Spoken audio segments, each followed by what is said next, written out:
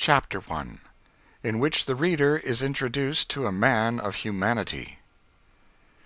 Late in the afternoon of a chilly day in February, two gentlemen were sitting alone over their wine in a well-furnished dining parlor in the town of P in Kentucky. There were no servants present, and the gentlemen, with chairs closely approaching, seemed to be discussing some subject with great earnestness. For convenience' sake we have said hitherto two gentlemen. One of the parties, however, when critically examined, did not seem, strictly speaking, to come under the species.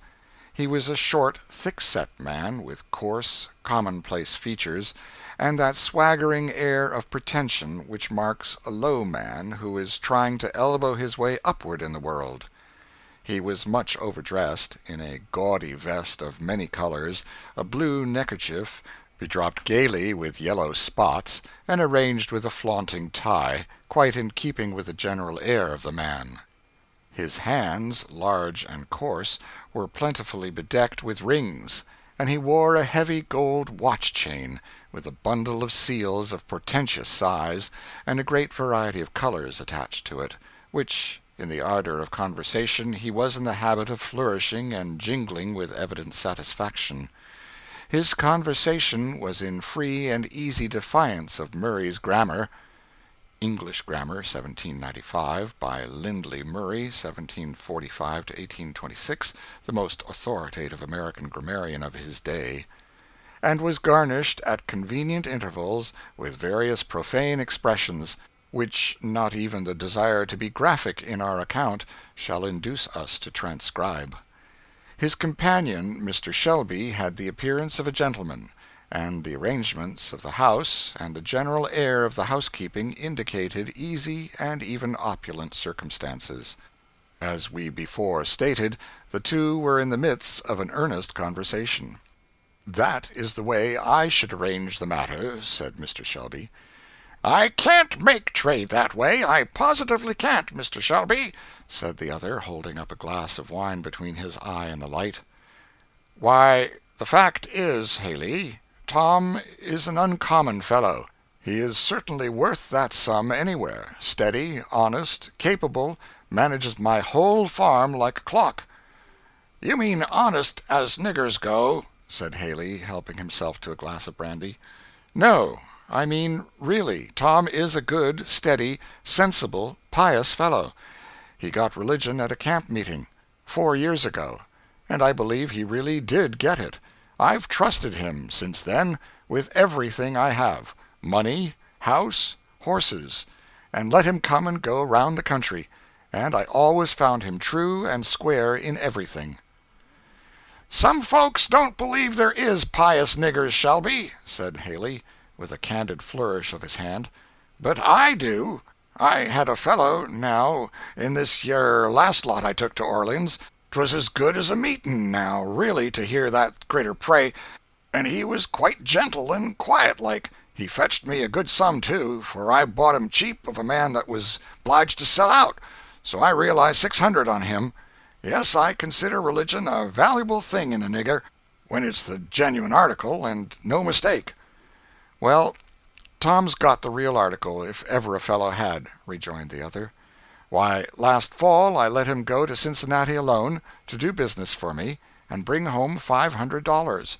'Tom,' says I to him, 'I trust you, because I think you're a Christian. I know you wouldn't cheat.' Tom comes back, sure enough. I knew he would. Some low fellows, they say, said to him, 'Tom, why don't you make tracks for Canada?' Master trusted me, and I couldn't. They told me about it. I am sorry to part with Tom, I must say. You ought to let him cover the whole balance of the debt, and you would, Haley, if you had any conscience." "Well, I've got just as much conscience as any man in business can afford to keep. Just a little, you know, to swear by, as 'twere," said the trader, jocularly. "And then I'm ready to do anything in reason to 'blige friends, but this, you see, is a leetle too hard on a fellow, a leetle too hard." The trader sighed contemplatively and poured out some more brandy. "Well, then, Haley, how will you trade?" said Mr. Shelby, after an uneasy interval of silence. Well, haven't you a boy or gal that you could throw in with Tom? None that I could well spare. To tell the truth, it's only hard necessity makes me willing to sell at all. I don't like parting with any of my hands, that's fact." Here the door opened, and a small quadroon boy, between 4 and 5 years of age, entered the room. There was something in his appearance remarkably beautiful and engaging. His black hair, fine as floss silk, hung in glossy curls about his round, dimpled face, while a pair of large, dark eyes, full of fire and softness, looked out from beneath the rich, long lashes as he peered curiously into the apartment. A gay robe of scarlet and yellow plaid, carefully made and neatly fitted, set off to advantage the dark and rich style of his beauty, and a certain comic air of assurance, blended with bashfulness, showed that he had been not unused to being petted and noticed by his master. "Hello, Jim Crow," said Mr. Shelby, whistling and snapping a bunch of raisins towards him. "Pick that up, now." The child scampered, with all his little strength, after the prize, while his master laughed. "Come here, Jim Crow," said he. The child came up, and the master patted the curly head, and chucked him under the chin. "Now, Jim, show this gentleman how you can dance and sing." The boy commenced one of those wild, grotesque songs common among the negroes, in a rich, clear voice, accompanying his singing with many comic evolutions of the hands, feet, and whole body, in all perfect time to the music. "Bravo!" said Haley, throwing him a quarter of an orange. "Now, Jim, walk like old Uncle Cudjoe when he has the rheumatism," said his master. Instantly the flexible limbs of the child assumed the appearance of deformity and distortion, as, with his back humped up and his master's stick in his hand, he hobbled about the room, his childish face drawn into a doleful pucker, and spitting from right to left in imitation of an old man. Both gentlemen laughed uproariously. "Now, Jim," said his master, "show us how old Elder Robbins leads the psalm." The boy drew his chubby face down to a formidable length, and commenced toning a psalm tune through his nose with imperturbable gravity. "Hurrah! Bravo! What a young 'un!" said Haley. "That chap's a case, I'll promise. Tell you what," he said, suddenly clapping his hand on Mr. Shelby's shoulder, "fling in that chap, and I'll settle the business, I will. Come, now, if that ain't doing the thing up about the rightest." At this moment the door was pushed gently open, and a young quadroon woman, apparently about 25, entered the room. There needed only a glance from the child to her to identify her as its mother. There was the same rich, full, dark eye, with its long lashes; the same ripples of silky black hair. The brown of her complexion gave way on the cheek to a perceptible flush, which deepened as she saw the gaze of the strange man fixed upon her in bold and undisguised admiration.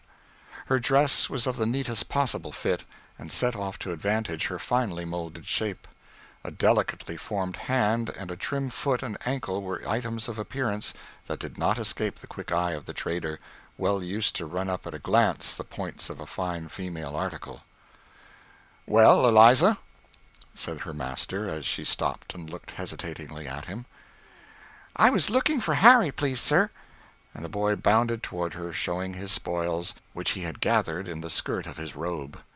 "Well, take him away, then," said Mr. Shelby, and hastily she withdrew, carrying the child on her arm. "By Jupiter," said the trader, turning to him in admiration, "there's an article, now! You might make your fortune on that ar gal in Orleans, any day. I've seen over 1,000 in my day paid down for gals not a bit handsomer." "I don't want to make my fortune on her," said Mr. Shelby, dryly, and seeking to turn the conversation, he uncorked a bottle of fresh wine, and asked his companion's opinion of it. "Capital, sir, first chop," said the trader. Then turning, and slapping his hand familiarly on Shelby's shoulder, he added, "Come, how will you trade about the gal? What shall I say for her? What'll you take?" "Mr. Haley, she is not to be sold," said Shelby. "My wife would not part with her for her weight in gold." "Aye, aye, women always say such things, 'cause they hadn't no sort of calculation. Just show 'em how many watches, feathers, and trinkets one's weight in gold would buy, and that alters the case, I reckon." I tell you, Haley, this must not be spoken of. I say no, and I mean no," said Shelby, decidedly. "Well, you'll let me have the boy, though," said the trader. "You must own I've come down pretty handsomely for him." "What on earth can you want with the child?" said Shelby. "Why, I've got a friend that's going into this yar branch of the business. Wants to buy up handsome boys to raise for the market. Fancy articles entirely. Sell for waiters and so on to rich uns that can pay for handsome ones. It sets off one of your great places, a real handsome boy to open door, wait, and tend. They fetch a good sum, and this little devil is such a comical musical concern, he's just the article." "I would rather not sell him," said Mr. Shelby, thoughtfully. "The fact is, sir, I'm a humane man, and I hate to take the boy from his mother, sir." "Oh, you do? La, yes, something of that are natter. I understand perfectly. It is mighty unpleasant getting on with women sometimes. I allus hates these yar screechin', screamin' times. They are mighty unpleasant. But as I manages business, I generally avoids 'em, sir. Now, what if you get the girl off for a day or a week or so? Then the thing's done quietly, all over before she comes home. Your wife might get her some earrings or a new gown or some such truck to make up with her." "I'm afraid not." "Lor bless you, yes. These critters ain't like white folks, you know. They gets over things, only managed right. Now, they say," said Haley, assuming a candid and confidential air, "that this kind of trade is hardening to the feelings. But I never found it so. Fact is, I never could do things up the way some fellers manage the business. I've seen 'em as would pull a woman's child out of her arms and set him up to sell, and she's screeching like mad all the time. Very bad policy. Damages the article. Makes 'em quite unfit for service sometimes. I knew a real handsome gal once in Orleans as was entirely ruined by this sort of handling. The fellow that was trading for her didn't want her baby, and she was one of your real high sort when her blood was up. I tell you, she squeezed up her child in her arms, and talked and went on real awful. It kinder makes my blood run cold to think of it. And when they carried off the child and locked her up, she just went raving mad and died in a week. Clear waste, sir, of $1,000, just for want of management. There's where 'tis. It's always best to do the humane thing, sir. That's been my experience." And the trader leaned back in his chair and folded his arm with an air of virtuous decision, apparently considering himself a second Wilberforce. The subject appeared to interest the gentleman deeply, for while Mr. Shelby was thoughtfully peeling an orange, Haley broke out afresh, with becoming diffidence, but as if actually driven by the force of truth to say a few words more. "It don't look well now for a feller to be praising himself, but I say it just because it's the truth. I believe I'm reckoned to bring in about the finest droves of niggers that is brought in. At least I've been told so. If I have once, I reckon I have 100 times, all in good case, fat and likely, and I lose as few as any man in the business. And I lays it all to my management, sir, and humanity, sir, I may say, is the great pillar of my management." Mr. Shelby did not know what to say, and so he said, "Indeed." "Now, I've been laughed at for my notions, sir, and I've been talked to. They ain't poplar, and they ain't common, but I stuck to 'em, sir. I've stuck to 'em, and realized well on 'em. Yes, sir, they have paid their passage, I may say," and the trader laughed at his joke. There was something so piquant and original in these elucidations of humanity that Mr. Shelby could not help laughing in company. Perhaps you laugh too, dear reader, but you know humanity comes out in a variety of strange forms nowadays, and there is no end to the odd things that humane people will say and do. Mr. Shelby's laugh encouraged the trader to proceed. "It's strange, now, but I never could beat this into people's heads. Now, there was Tom Loker, my old partner, down in Natchez. He was a clever fellow, Tom was, only the very devil with niggers. On principle 'twas, you see, for a better-hearted feller never broke bread. 'Twas his system, sir. I used to talk to Tom. 'Why, Tom,' I used to say, 'when your gals take on and cry, What's the use of cracking on 'em over the head and knocking on 'em round? It's ridiculous,' says I, 'and don't do no sort of good.' 'Why, I don't see no harm in their crying,' says I. 'It's nater,' says I, 'and if nater can't blow off one way it will another. Besides, Tom,' says I, 'it just spiles your gals. They get sickly and down in the mouth, and sometimes they gets ugly, particular yallow gals do, and it's the devil and all getting on 'em broke in. Now,' says I, 'why can't you kinder coax 'em up and speak 'em fair? Depend on it, Tom, a little humanity thrown in along goes a heap further than all your jawing and cracking, and it pays better,' says I. 'Depend on it.' But Tom couldn't get the hang on it, and he spiled so many for me that I had to break off with him, though he was a good-hearted fellow and as fair a business hand as is going." "And do you find your ways of managing do the business better than Tom's?" said Mr. Shelby. "Why, yes, sir, I may say so. You see, when I anyways can, I takes a leetle care about the onpleasant parts, like selling young uns and that.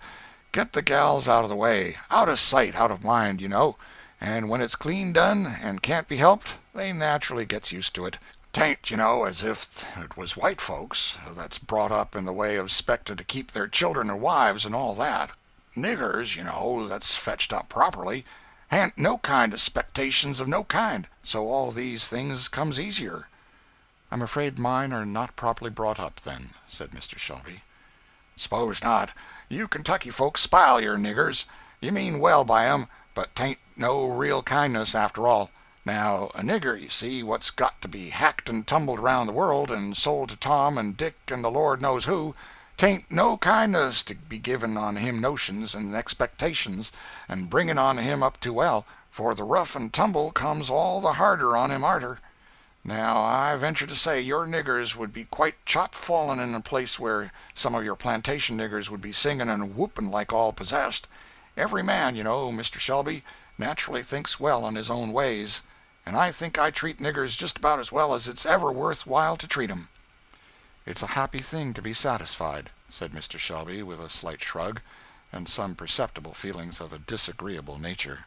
"Well," said Haley, after they had both silently picked their nuts for a season, "what do you say?" "I'll think the matter over and talk with my wife," said Mr. Shelby. "Meantime, Haley, if you want the matter carried on in the quiet way you speak of, you'd best not let your business in this neighborhood be known. It will get out among my boys, and it will not be a particularly quiet business getting away any of my fellows, if they know it, I'll promise you." "Oh, certainly, by all means, Mum, of course. But I'll tell you, I'm in a devil of a hurry, and shall want to know as soon as possible what I may depend on," said he, rising and putting on his overcoat. "Well, call up this evening between 6 and 7, and you shall have my answer," said Mr. Shelby, and the trader bowed himself out of the apartment. "I'd like to have been able to kick the fellow down the steps," said he to himself, as he saw the door fairly closed, "with his impudent assurance, but he knows how much he has me at advantage. If anybody had ever said to me that I should sell Tom down south to one of those rascally traders, I should have said, 'Is thy servant a dog, that he should do this thing?' And now it must come, for aught I see. And Eliza's child, too.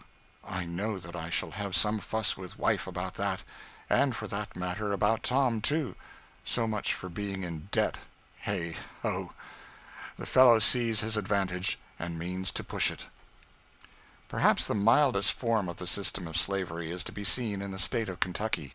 The general prevalence of agricultural pursuits of a quiet and gradual nature, not requiring those periodic seasons of hurry and pressure that are called for in the business of more southern districts, makes the task of the negro a more healthful and reasonable one; while the master, content with a more gradual style of acquisition, has not those temptations to hard-heartedness which always overcome frail human nature when the prospect of sudden and rapid gain is weighed in the balance, with no heavier counterpoise than the interests of the helpless and unprotected. Whoever visits some estates there and witnesses the good-humored indulgence of some masters and mistresses, and the affectionate loyalty of some slaves, might be tempted to dream the oft-fabled poetic legend of a patriarchal institution, and all that. But over and above the scene there broods a portentous shadow, the shadow of law.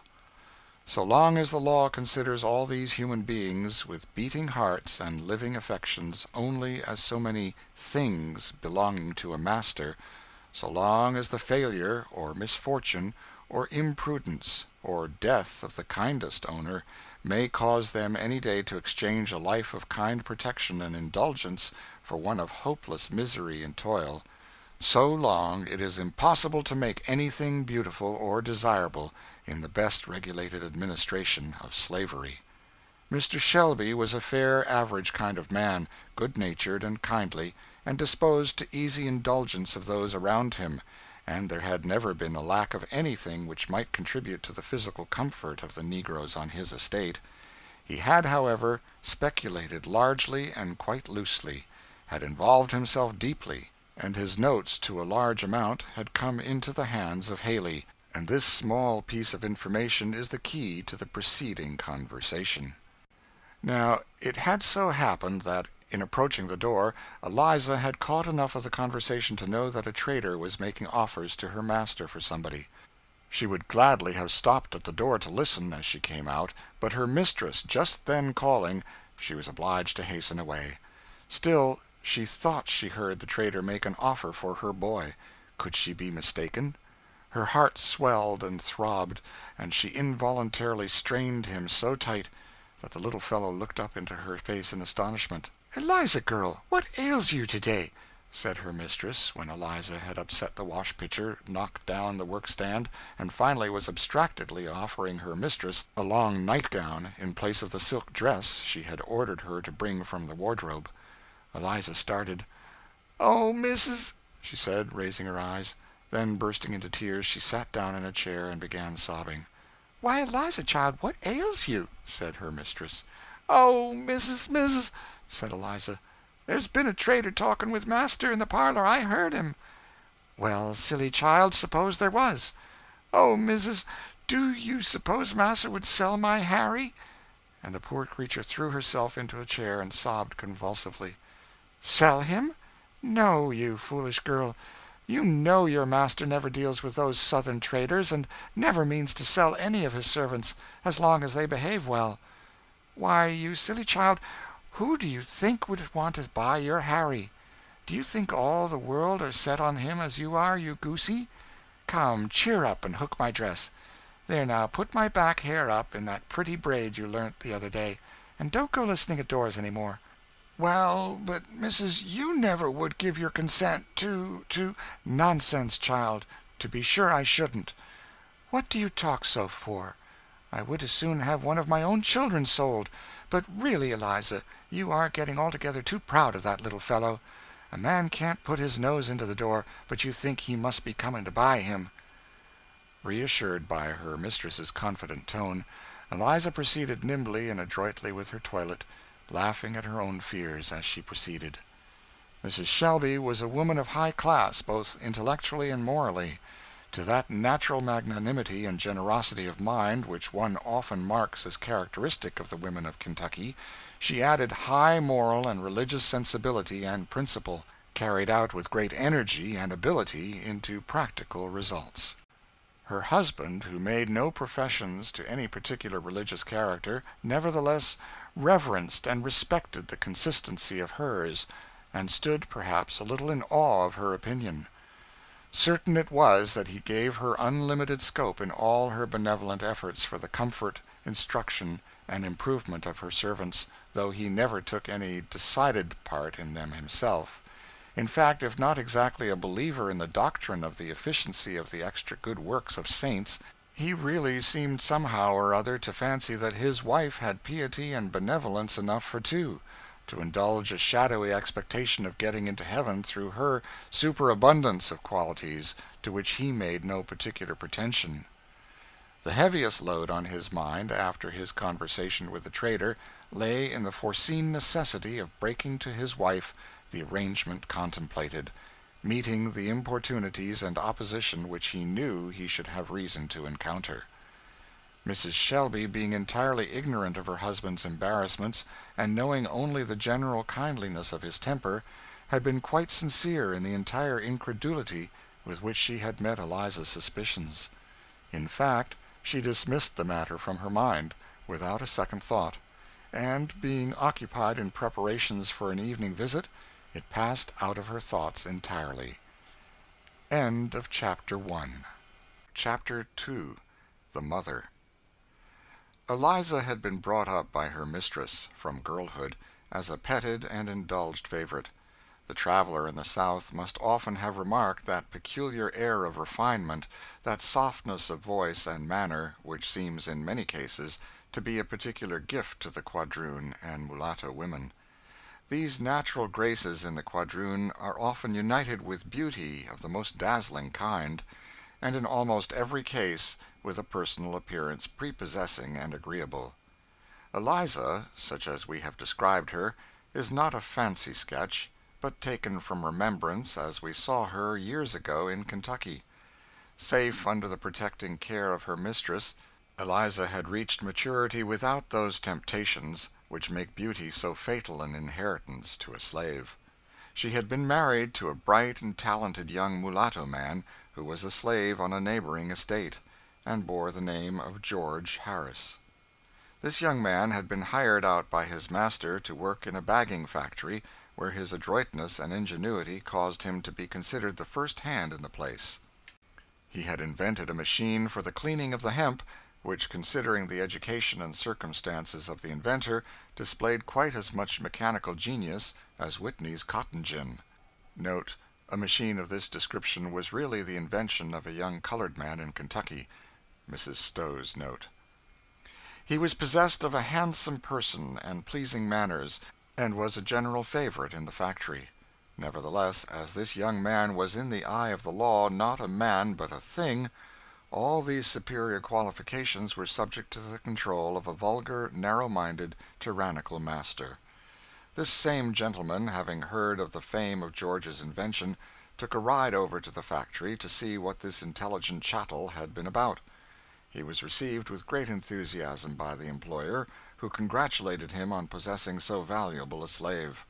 He was waited upon over the factory, shown the machinery by George, who, in high spirits, talked so fluently, held himself so erect, looked so handsome and manly, that his master began to feel an uneasy consciousness of inferiority.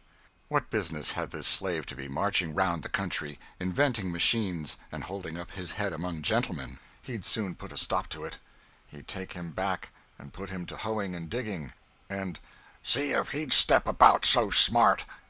Accordingly, the manufacturer and all hands concerned were astounded when he suddenly demanded George's wages and announced his intention of taking him home. "But, Mr. Harris," remonstrated the manufacturer, "isn't this rather sudden? What if it is? Isn't the man mine?" "We would be willing, sir, to increase the rate of compensation." "No object at all, sir. I don't need to hire any of my hands out, unless I've a mind to." "But, sir, he seems peculiarly adapted to this business." "Dare say he may be. Never was much adapted to anything that I set him about, I'll be bound." "But only think of his inventing this machine," interposed one of the workmen, rather unluckily. "Oh, yes, a machine for saving work, is it? He'd invent that, I'll be bound. Let a nigger alone for that any time. They are all labor-saving machines themselves, every one of them. No, he shall tramp." George had stood like one transfixed at hearing his doom thus suddenly pronounced by a power that he knew was irresistible. He folded his arms, tightly pressed in his lips, but a whole volcano of bitter feelings burned in his bosom and sent streams of fire through his veins. He breathed short, and his large dark eyes flashed like live coals, and he might have broken out into some dangerous ebullition had not the kindly manufacturer touched him on the arm and said in a low tone, "Give way, George. Go with him for the present. We'll try to help you yet."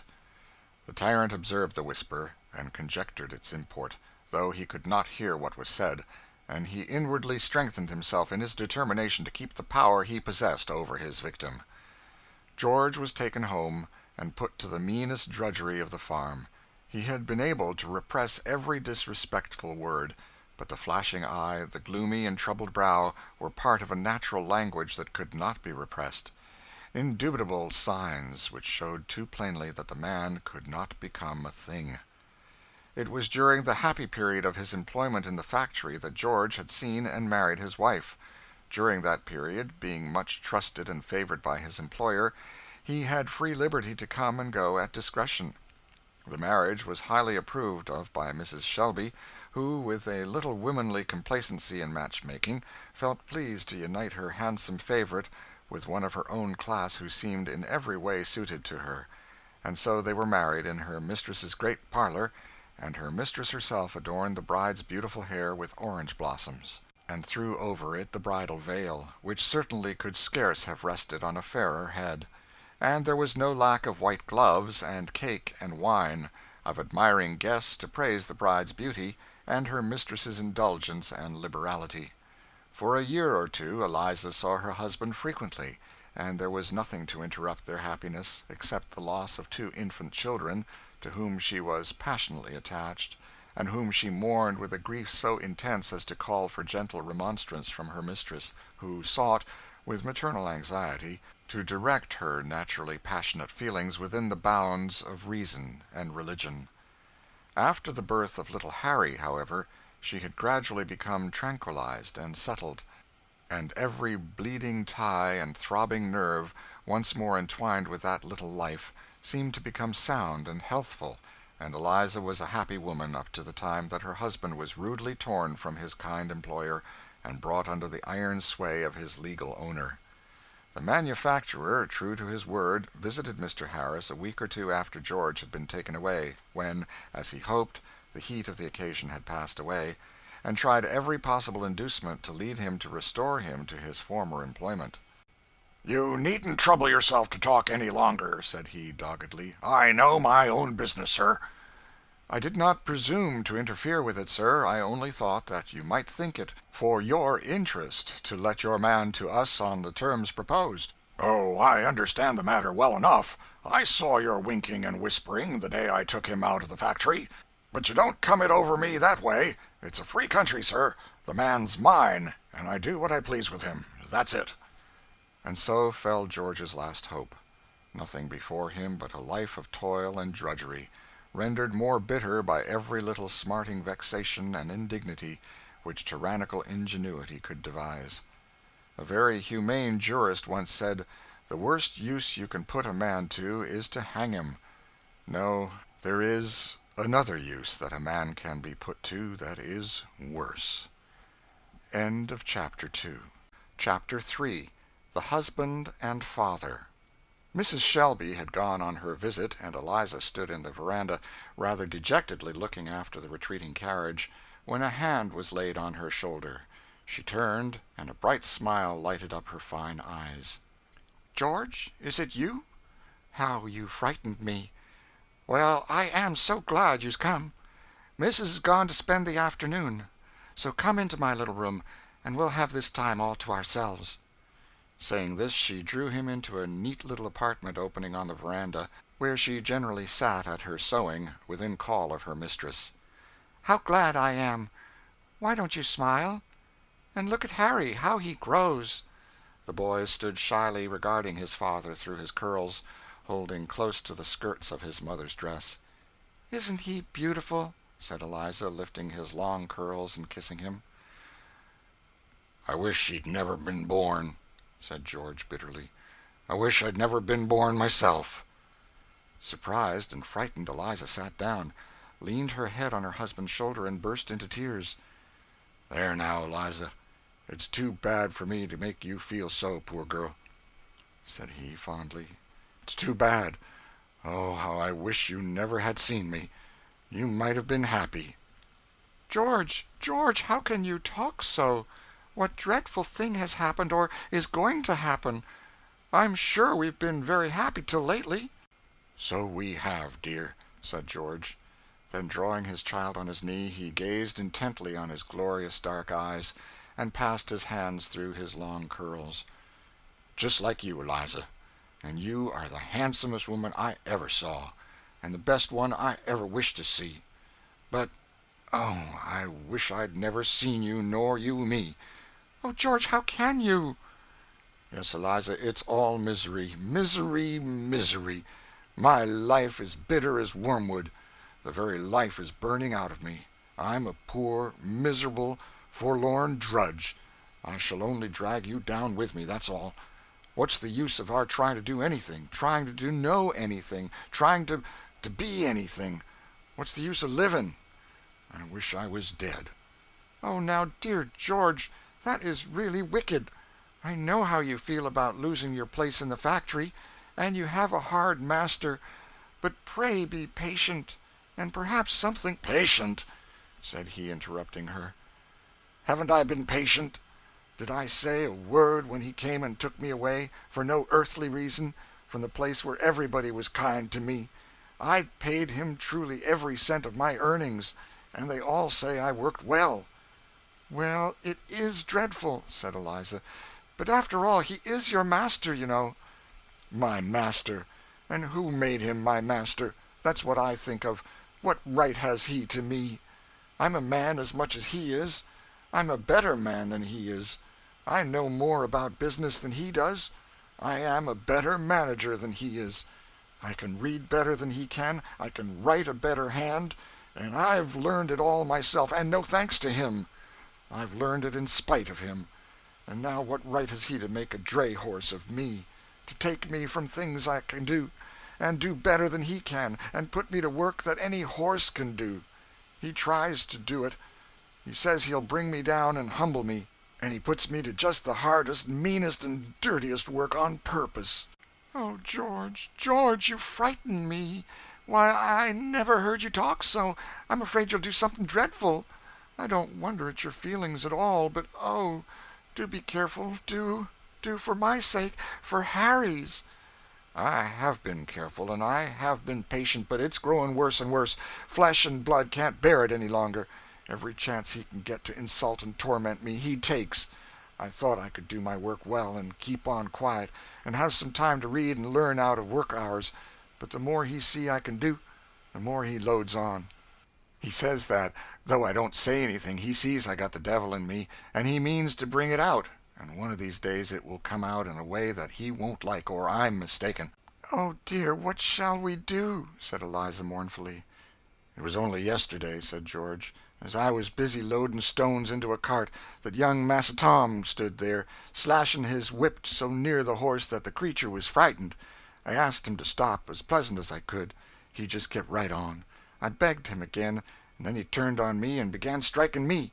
I held his hand, and then he screamed and kicked and ran to his father and told him that I was fighting him. He came in a rage and said he'd teach me who was my master, and he tied me to a tree and cut switches for young master and told him that he might whip me till he was tired, and he did do it. If I don't make him remember it sometime." And the brow of the young man grew dark, and his eyes burned with an expression that made his young wife tremble. "Who made this man my master? That's what I want to know," he said. "Well," said Eliza mournfully, "I always thought that I must obey my master and mistress, or I couldn't be a Christian."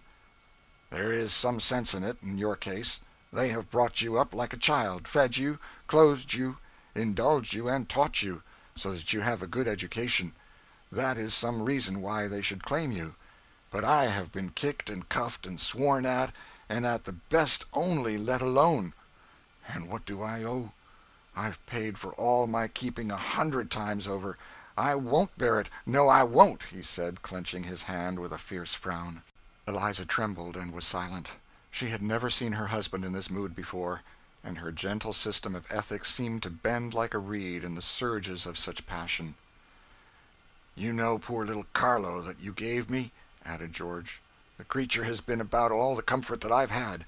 He has slept with me nights, and followed me around days, and kind of looked at me as if he understood how I felt.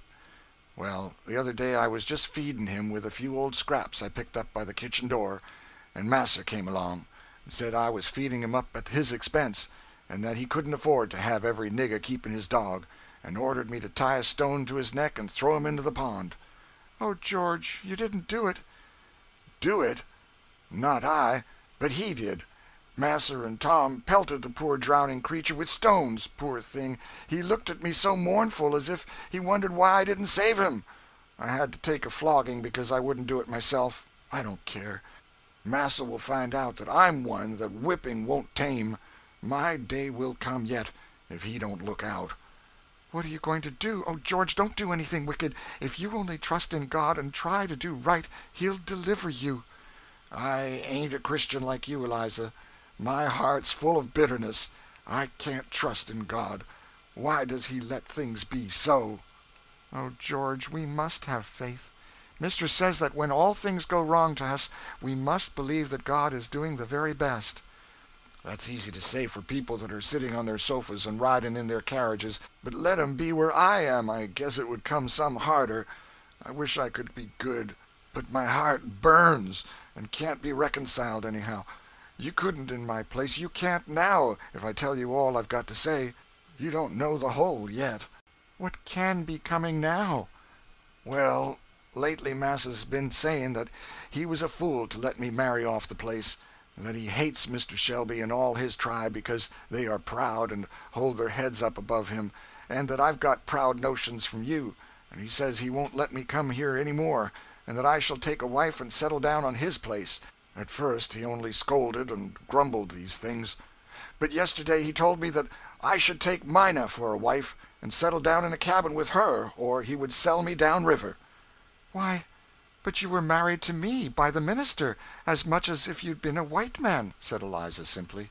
"Don't you know a slave can't be married? There is no law in this country for that. I can't hold you for my wife if he chooses to part us. That's why I wish I'd never seen you. Why I wish I'd never been born. It would have been better for us both. It would have been better for this poor child if he had never been born. All this may happen to him yet." "Oh, but master is so kind." "Yes, but who knows? He may die, and then he may be sold to nobody knows who. What pleasure is it that he is handsome and smart and bright?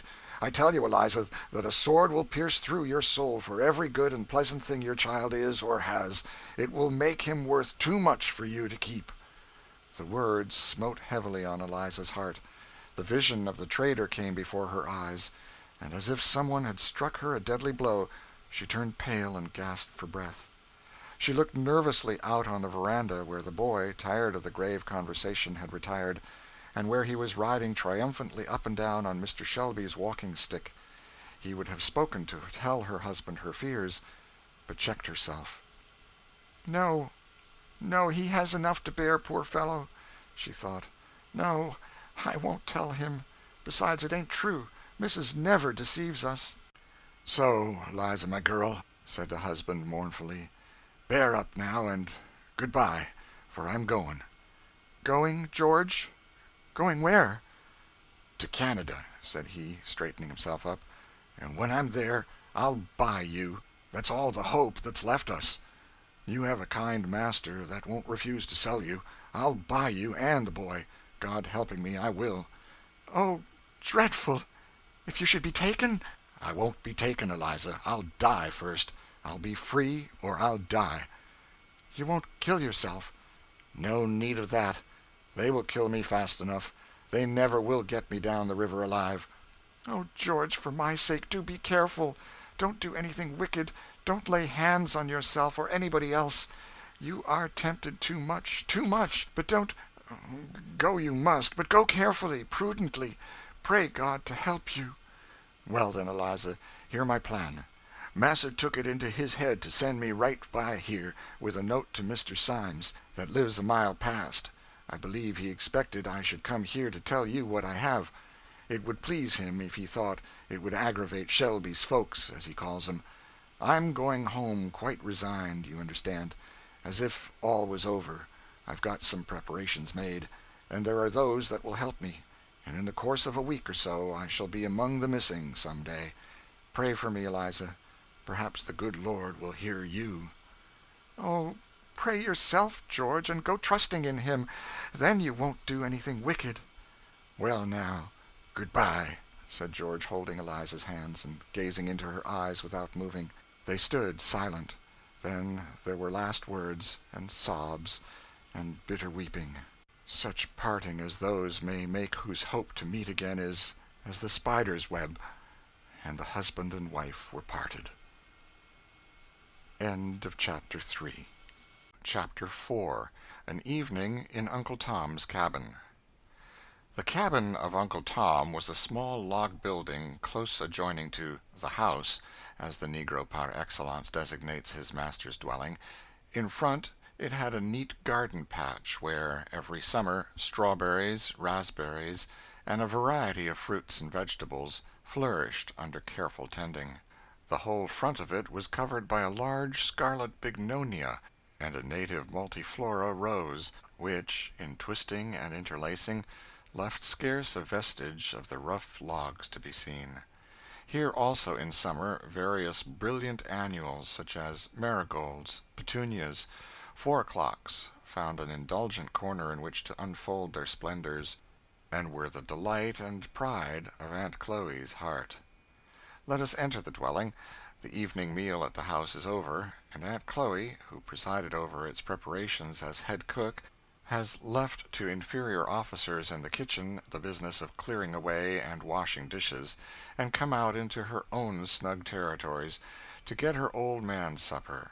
Therefore, doubt not that it is her you see by the fire, presiding with anxious interest over certain frizzling items in a stew-pan, and anon, with grave consideration, lifting the cover of a bake-kettle, from whence steam forth indubitable intimations of something good. A round, black, shining face is hers, so glossy as to suggest the idea that she might have been washed over with white of eggs, like one of her own tea-rusks.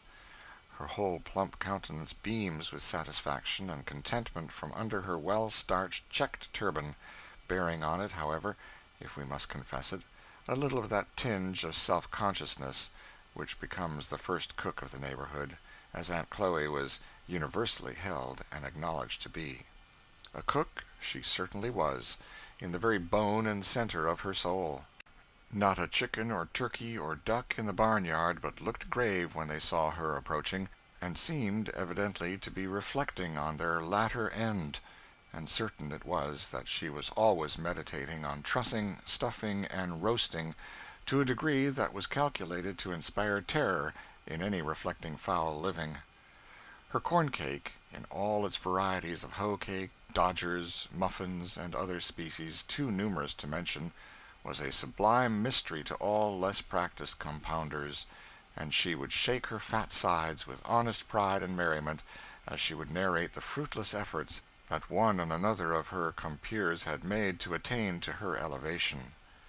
The arrival of company at the house, the arranging of dinners and suppers in style, awoke all the energies of her soul, and no sight was more welcome to her than a pile of traveling trunks launched on the veranda, for then she foresaw fresh efforts and fresh triumphs. Just at present, however, Aunt Chloe is looking into the bake-pan, in which congenial operation we shall leave her till we finish our picture of the cottage. In one corner of it stood a bed, covered neatly with a snowy spread, and by the side of it was a piece of carpeting of some considerable size.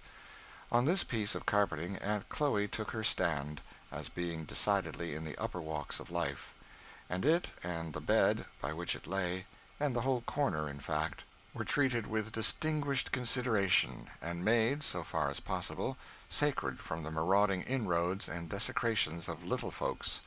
In fact, that corner was the drawing-room of the establishment. In the other corner was a bed of much humbler pretensions, and evidently designed for use. The wall over the fireplace was adorned with some very brilliant scriptural prints, and a portrait of General Washington, drawn and colored in a manner which would certainly have astonished that hero, if ever he happened to meet with its like. On a rough bench in the corner, a couple of woolly-headed boys, with glistening black eyes and fat shining cheeks, were busy in superintending the first walking operations of the baby, which, as is usually the case, consisted in getting up on its feet, balancing a moment, and then tumbling down, each successive failure being violently cheered as something decidedly clever. A table, somewhat rheumatic in its limbs, was drawn out in front of the fire, and covered with a cloth, displaying cups and saucers of a decidedly brilliant pattern, with other symptoms of an approaching meal. At this table was seated Uncle Tom, Mr. Shelby's best hand, who, as he is to be the hero of our story, we must daguerreotype for our readers. He was a large, broad-chested, powerfully made man, of a full glossy black, and a face whose truly African features were characterized by an expression of grave and steady good sense, united with much kindliness and benevolence. There was something about his whole air self-respecting and dignified, yet united with a confiding and humble simplicity. He was very busy at this moment on a slate lying before him, on which he was carefully and slowly endeavoring to accomplish a copy of some letters, in which operation he was overlooked by young Master George, a smart, bright boy of 13, who appeared fully to realize the dignity of his position as instructor. "Not that way, Uncle Tom, not that way," said he, briskly, as Uncle Tom laboriously brought up the tail of his G the wrong side out. "That makes a Q, you see." "La sakes, now, does it?" said Uncle Tom, looking with a respectful, admiring air as his young teacher flourishingly scrawled Q's and G's innumerable for his edification; and then, taking the pencil in his big, heavy fingers, he patiently recommenced. "How easy white folks allus does things," said Aunt Chloe, pausing while she was greasing a griddle with a scrap of bacon on her fork, and regarding young Master George with pride. "The way he can write now, and read, too, and then to come out here evenings and read his lessons to us. It's mighty interesting." "But, Aunt Chloe, I'm getting mighty hungry," said George. "Isn't that cake in the skillet almost done?" "Most done, Massa George," said Aunt Chloe, lifting the lid and peeping in. "Browning beautiful, a real lovely brown. Let me alone for that. Missus let Sally try to make some cake t'other day, just to larn her. She said, 'Oh, go away, missus,' said I. 'It really hurts my feelings now to see good vittles spout that our way. Cake rise all to one side, no shape at all, no more than my shoe, go away.'" And with this final expression of contempt for Sally's greenness, Aunt Chloe whipped the cover off the baked kettle and disclosed to view a neatly baked pound cake, of which no city confectioner need to have been ashamed. This being evidently the central point of the entertainment, Aunt Chloe began now to bustle about earnestly in the supper department. "Here, you Mose and Pete, get out the way, you niggers. Get away, Meriky, honey. Mammy'll give her baby some fin by and by. Now, Massa George, you just take off them books, and set down now with my old man, and I'll take up the sausages, and have the first griddle full of cakes on your plates in less than no time." "They wanted me to come to dinner in the house," said George, "but I knew what was what too well for that, Aunt Chloe." So you did, honey," said Aunt Chloe, heaping the smoking batter cakes on his plate. "You knowed your old auntie'd keep the best for you. Oh, let you alone for that. Go away." And with that, Auntie gave George a nudge with her finger, designed to be immensely facetious, and turned again to her griddle with great briskness. "Now for the cake," said Master George, when the activity of the griddle department had somewhat subsided, and with that the youngster flourished a large knife over the article in question. "La bless you, Master George," said Aunt Chloe with earnestness, catching his arm. "You wouldn't be for cutting it with that ar great heavy knife. Smash all down, spiled all the pretty rise of it. Here, I've got a thin old knife I keeps sharp a purpose. Dar now, see? Comes apart light as a feather. Now, eat away. You won't get anything to beat that ar." "Tom Lincoln says," said George, speaking with his mouth full, "that there Ginny is a better cook than you." "Dem Lincolns ain't much count, no way," said Aunt Chloe, contemptuously. "I mean, set alongside our folks. They's 'spectable folks enough in a kinder plain way, but as to getting up anything in style, they don't begin to have a notion on't. Set Master Lincoln, now, alongside Master Shelby. Good Lord! And Mrs. Lincoln, can she kinder sweep it into a room like my missus, so kinder splendid, you know. Oh, go away. Don't tell me nothing of them Lincolns." And Aunt Chloe tossed her head as one who hoped she did know something of the world. "Well, though, I've heard you say," said George, "that Ginny was a pretty fair cook." "So I did," said Aunt Chloe. "I may say that. Good, plain, common cooking, Ginny'll do. Make a good pone of bread. Bile her taters far. Her corn cakes isn't extra, not extra now. Ginny's corn cakes isn't, but then they's fire. But Lor, come to be hired branches, and what can she do? Why, she makes pies. Sartin she does. But what kind of crust? Can she make your real flecky paste, as melts in your mouth and lies all up like a puff? Now, I went over thar when Miss Mary was gwine to be married, and Ginny she just showed me the wedding pies. Ginny and I is good friends, you know. I never said nothing. But go 'long, Master George. Why, I shouldn't sleep a wink for a week if I had a batch of pies like them are. Why, they want no count tall. I suppose Ginny thought they were ever so nice, said George. Thought so, didn't she? Thar she was, showing 'em as innocent. You see, it's just here. Ginny don't know. Lor, the family ain't nothing. She can't be 'spected to know. 'Tain't no fault of 'em. Oh, Master George, you doesn't know half your privileges in your family in bringing up. Here Aunt Chloe sighed and rolled up her eyes with emotion. I'm sure, Aunt Chloe, I understand. My pie and pudding privileges, said George. Ask Tom Lincoln if I don't crow over him every time I meet him. Aunt Chloe sat back in her chair and indulged in a hearty guffaw of laughter at this witticism of young Masters, laughing till the tears rolled down her black, shining cheeks, and varying the exercise with playfully slapping and poking Master Georgy, and telling him to go away, and that he was a case, that he was fit to kill her, and that he sartin would kill her one of these days, and between each of these sanguinary predictions going off into a laugh, each longer and stronger than the other, till George really began to think that he was a very dangerously witty fellow, and that it became him to be careful how he talked, as funny as he could. And so you yelled, Tom, did you?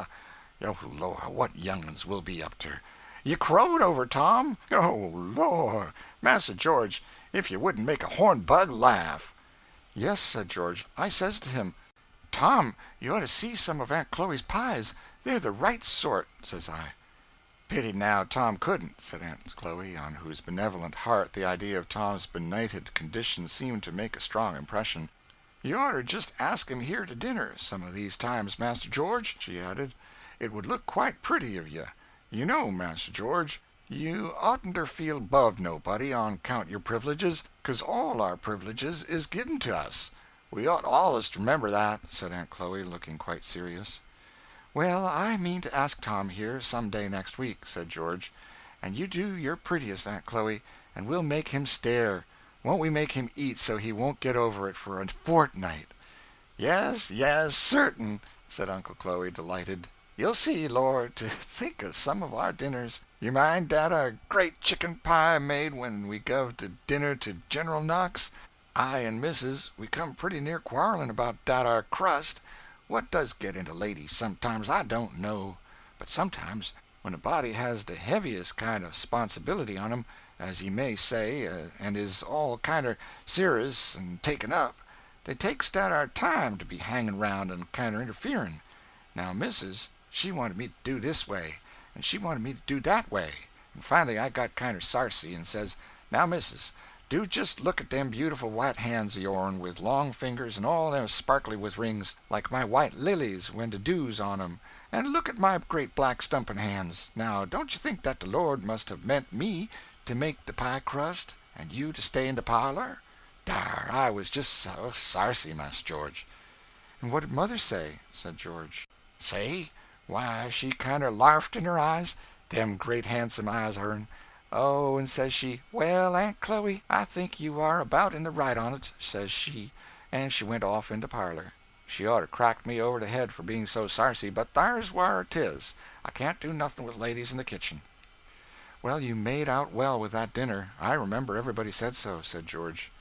Didn't I? And wa'n't I behind the dining-room door that berry day? And didn't I see the General pass his plate 3 times for some more of that berry pie? And says he, You must have an uncommon cook, Mrs. Shelby. Lord, I was fit to split myself. And the General, he knows what cooking is, said Aunt Chloe, drawing herself up with an air. Very nice man, the General. He comes of one of the very fustest families in old Virginny. He knows what's what, now, as well as I do, the General. You see, there's pants in all pies, Master George, But 'tain't everybody knows what dey is, or as orter be. But the General he knows. I knew by his marks he made. Yes, he knows what the pints is."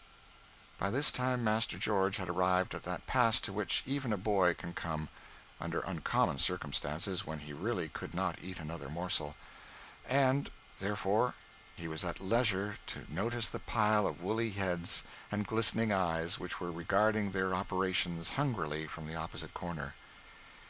"Here, you, Mose, Pete," he said, breaking off liberal bits and throwing it at them. "You want some, don't you? Come, Aunt Chloe, bake them some cakes." And George and Tom moved to a comfortable seat in the chimney corner, while Aunt Chloe, after baking a goodly pile of cakes, took her baby on her lap, and began alternately filling its mouth and her own, and distributing to Mose and Pete, who seemed rather to prefer eating theirs as they rolled about on the floor under the table, tickling each other, and occasionally pulling the baby's toes.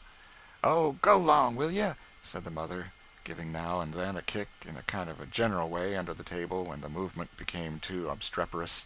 "Can't you be decent when white folks comes to see you? Stop dat ar, now, will you?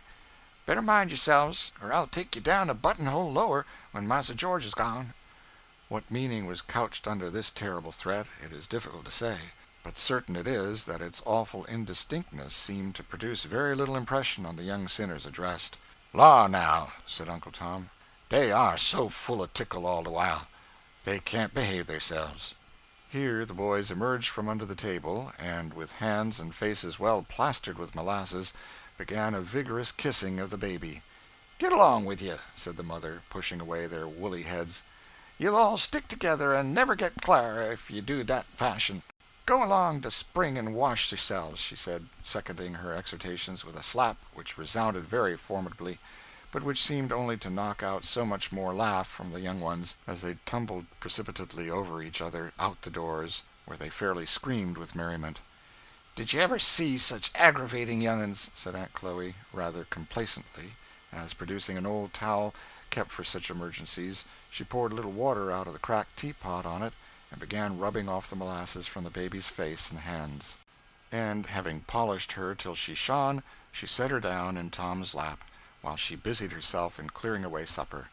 The baby employed the intervals in pulling Tom's nose, scratching his face, and burying her fat hands in his woolly hair, which last operation seemed to afford her special content. "Ain't she a pert young un?" said Tom, holding her from him to take a full-length view.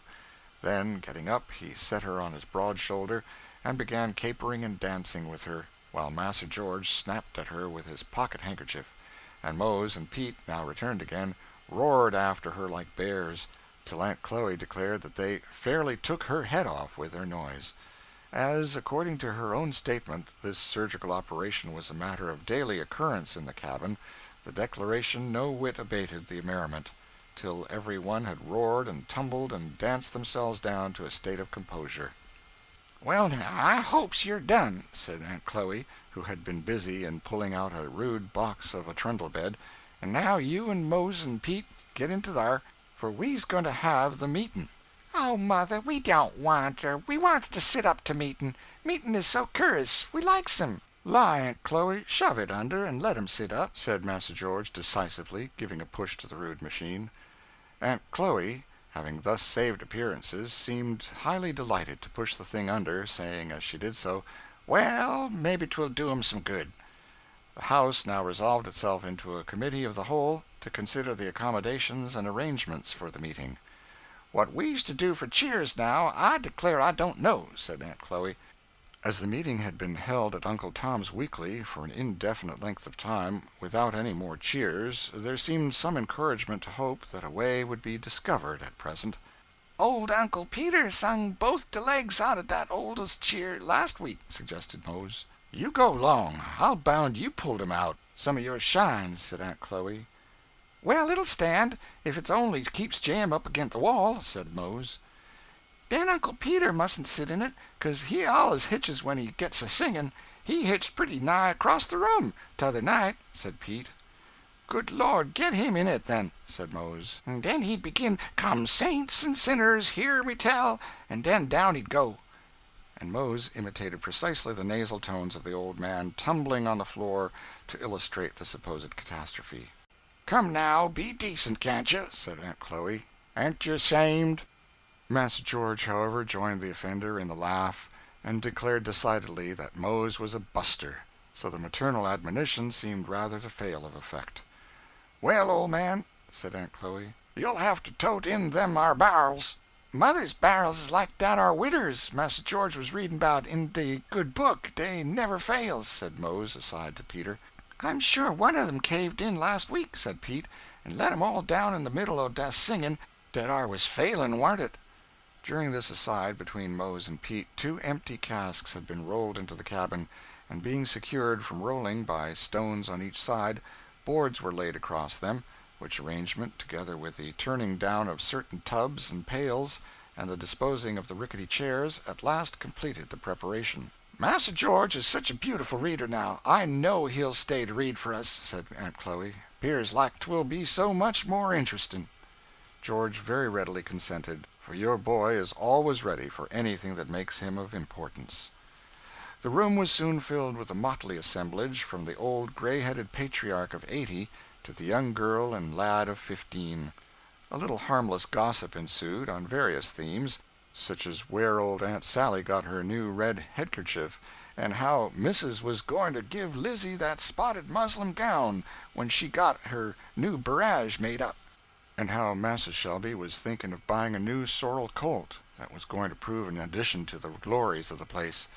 A few of the worshippers belonged to families hard by who had got permission to attend, and who brought in various choice scraps of information about the sayings and doings at the house and on the place, which circulated as freely as the same sort of small change does in higher circles.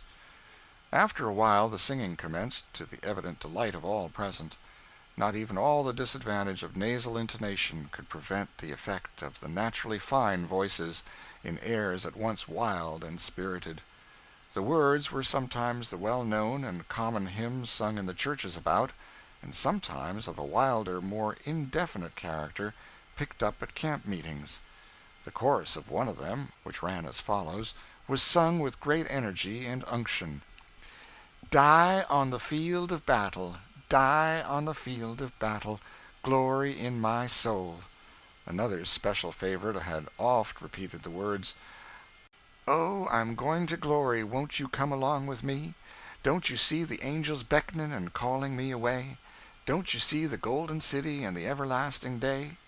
There were others which made incessant mention of Jordan's banks, and Canaan's fields, and the New Jerusalem, for the negro mind, impassioned and imaginative, always attaches itself to hymns and expressions of a vivid and pictorial nature; and as they sung, some laughed, and some cried, and some clapped hands or shook hands rejoicingly with each other, as if they had fairly gained the other side of the river. Various exhortations or relations of experience followed, and intermingled with the singing. One old gray-headed woman, long past work, but much revered as a sort of chronicle of the past, rose, and leaning on her staff, said: "Well, chillen, well, I'm mighty glad to hear y'all and see y'all once more, 'cause I don't know when I'll be gone to glory. But I've done got ready, chillen.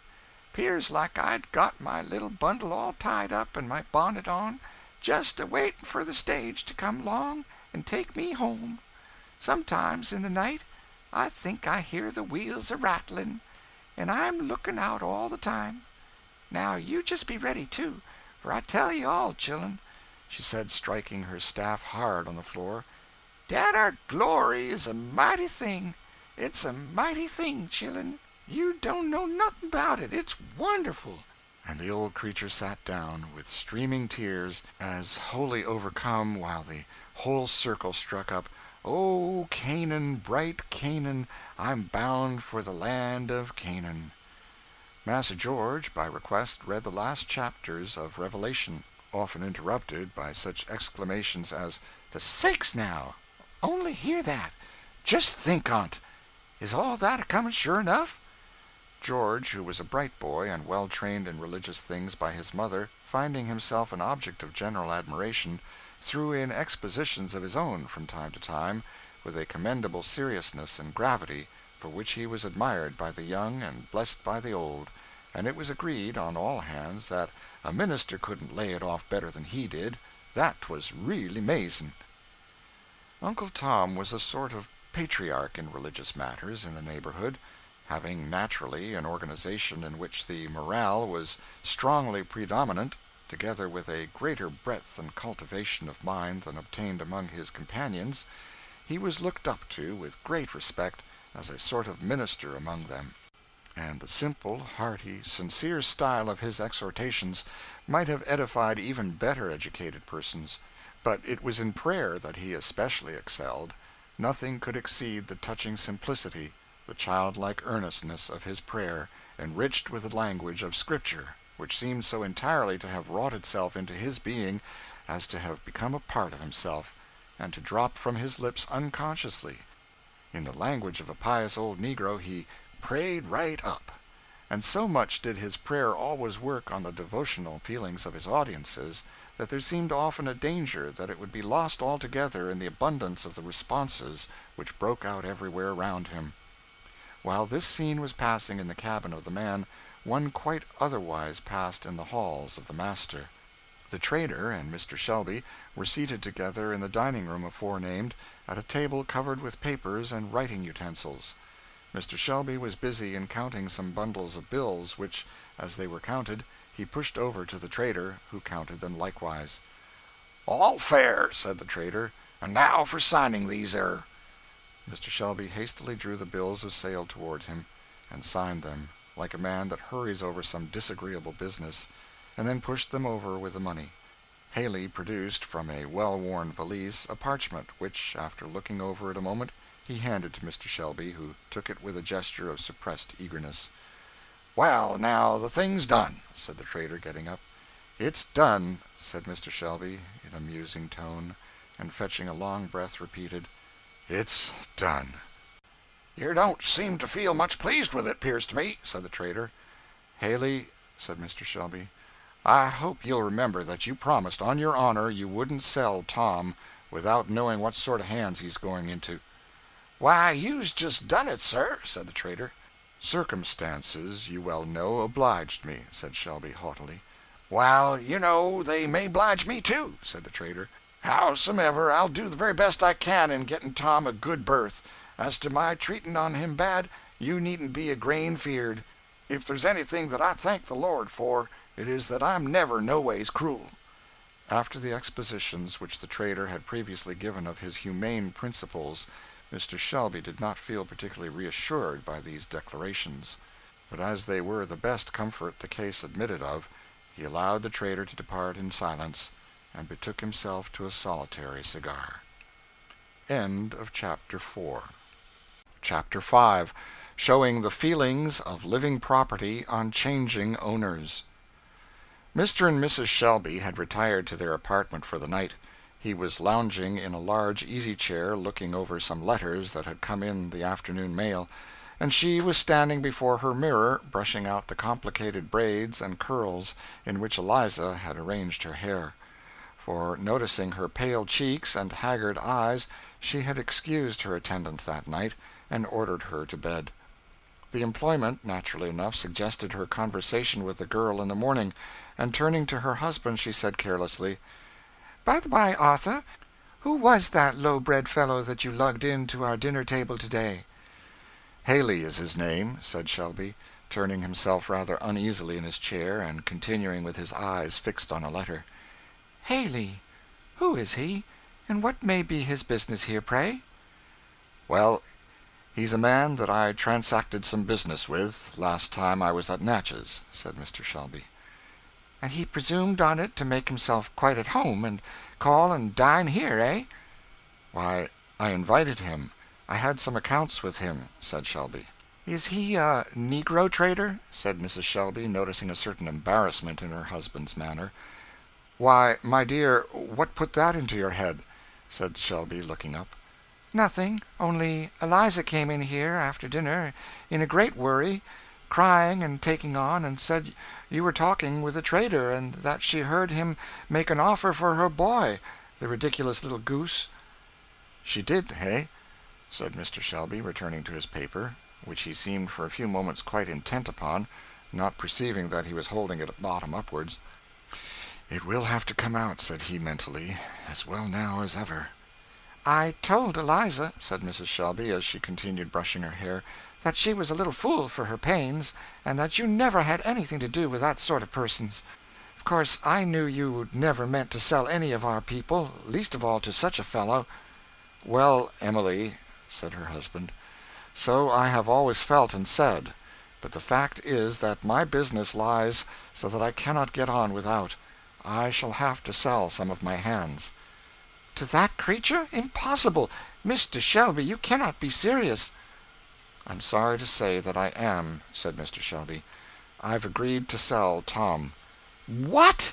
Our Tom? That good, faithful creature? Been your faithful servant from a boy. Oh, Mr. Shelby, and you have promised him his freedom, too. You and I have spoken to him 100 times of it.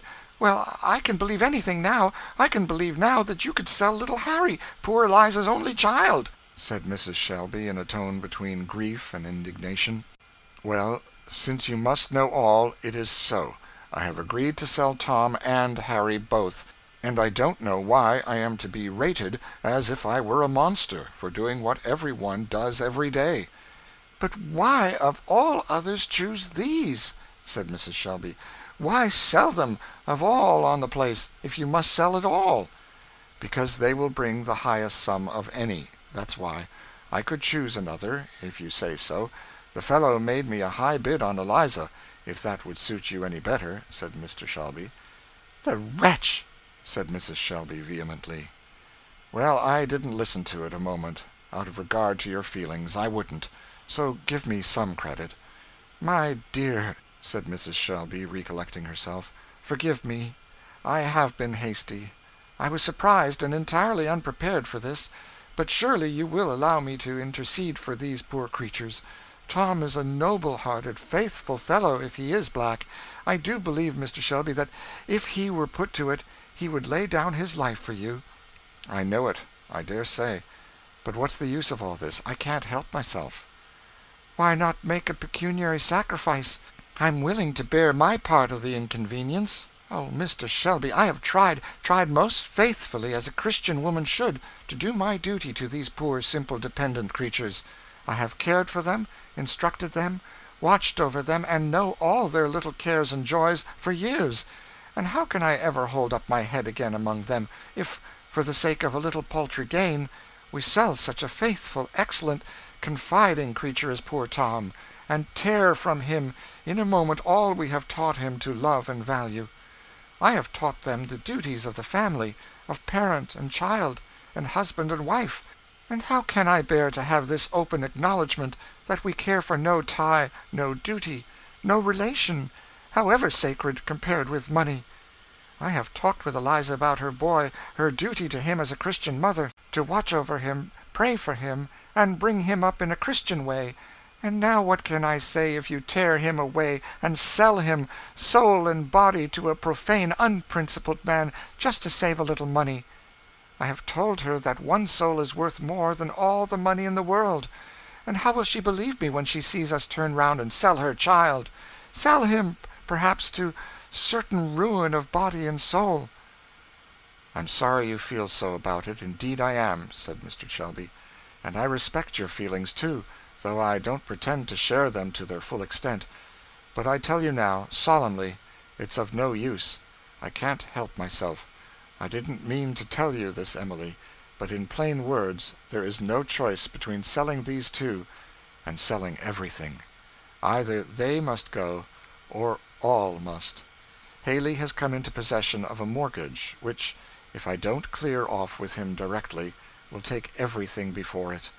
I've raked and scraped and borrowed, and all but begged, and the price of these two was needed to make up the balance, and I had to give them up. Haley fancied the child. He agreed to settle the matter that way, and no other. I was in his power, and had to do it. If you feel so to have them sold, would it be any better to have all sold?" Mrs. Shelby stood like one stricken. Finally, turning to her toilette, she rested her face in her hands and gave a sort of groan. This is God's curse on slavery, a bitter, bitter, most accursed thing, a curse to the master and a curse to the slave. I was a fool to think I could make anything good out of such a deadly evil. It is a sin to hold a slave under laws like ours. I always felt it was. I always thought so when I was a girl. I thought so still more after I joined the church. But I thought I could gild it over. I thought by kindness and care and instruction I could make the condition of mine better than freedom. Fool that I was.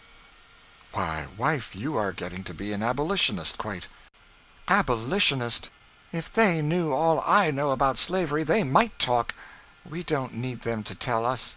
You know I never thought that slavery was right, never felt willing to own slaves. Well, therein you differ from many wise and pious men, said Mr. Shelby. You remember Mr. B.'s sermon the other Sunday? I don't want to hear such sermons. I never wish to hear Mr. B. in our church again. Ministers can't help the evil, perhaps, can't cure it any more than we can, but defend it? It always went against my common sense, and I think you didn't think much of that sermon either. Well, said Shelby, I must say these ministers sometimes carry matters further than we poor sinners would exactly dare to do. We men of the world must wink pretty hard at various things, and get used to a deal that isn't the exact thing. But we don't quite fancy when women and ministers come out broad and square, and go beyond us in matters of either modesty or morals, that's a fact. But now, my dear, I trust you see the necessity of the thing, and you see that I have done the very best that circumstances would allow. Oh, yes, yes, said Mrs. Shelby, hurriedly and abstractedly fingering her gold watch. I haven't any jewelry of any amount, she added thoughtfully.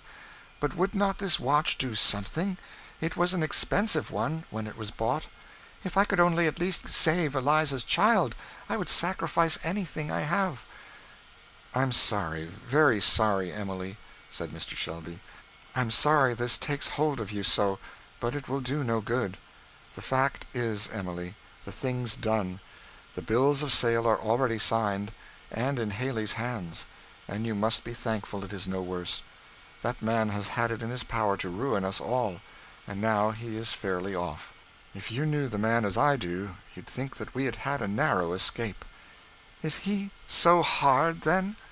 Why, not a cruel man exactly, but a man of leather, a man alive to nothing but trade and profit, cool and unhesitating and unrelenting as death and the grave. He'd sell his own mother at a good percentage, not wishing the old woman any harm, either. And this wretch owns that good, faithful Tom and Eliza's child? Well, my dear, the fact is that this goes rather hard with me. It's a thing I hate to think of. Haley wants to drive matters, and take possession tomorrow. I'm going to get out my horse bright and early and be off. I can't see Tom, that's a fact, and you had better arrange a drive somewhere, and carry Eliza off. Let the thing be done when she is out of sight. No, no, said Mrs. Shelby. I'll be in no sense accomplice or help in this cruel business.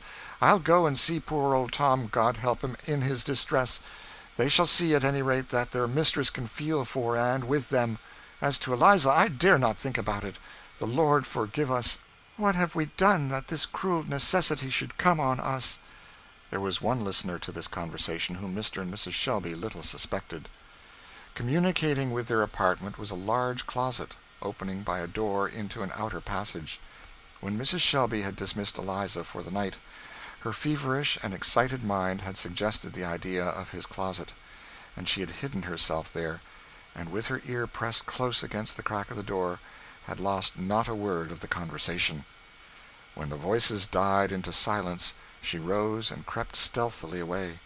Pale, shivering, with rigid features and compressed lips, she looked an entirely altered being from the soft and timid creature she had been hitherto. She moved cautiously along the entry, paused one moment at her mistress's door, and raised her hands in mute appeal to heaven, and then turned and glided into her own room. It was a quiet, neat apartment on the same floor with her mistress. There was a pleasant, sunny window where she had often sat singing at her sewing. There a little case of books, and various little fancy articles, ranged by them, the gifts of Christmas holidays. There was her simple wardrobe in the closet and in the drawers. Here was, in short, her home, and on the whole a happy one it had been to her. But there, on the bed, lay her slumbering boy, his long curls falling negligently around his unconscious face, his rosy mouth half open, his little fat hands thrown out over the bedclothes, and a smile spread like a sunbeam over his whole face. "Poor boy, poor fellow," said Eliza. "They have sold you, but your mother will save you yet." No tear dropped over that pillow. In such straits as these, the heart has no tears to give. It drops only blood, bleeding itself away in silence. She took a piece of paper and a pencil and wrote hastily: "Oh, Mrs., dear Mrs., don't think me ungrateful. Don't think hard of me, anyway. I heard all you and Master said tonight.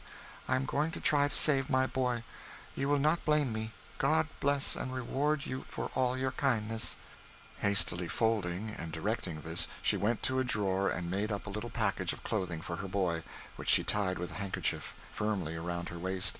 And so fond is a mother's remembrance that even in the terrors of that hour she did not forget to put in the little package one or two of his favorite toys, reserving a gaily painted parrot to amuse him when she should be called on to awaken him.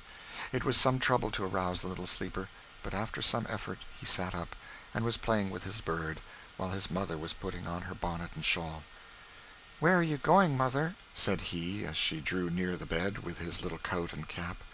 His mother drew near, and looked so earnestly into his eyes that he at once divined that something unusual was the matter. "Hush, Harry," she said. "Mustn't speak loud, or they will hear us.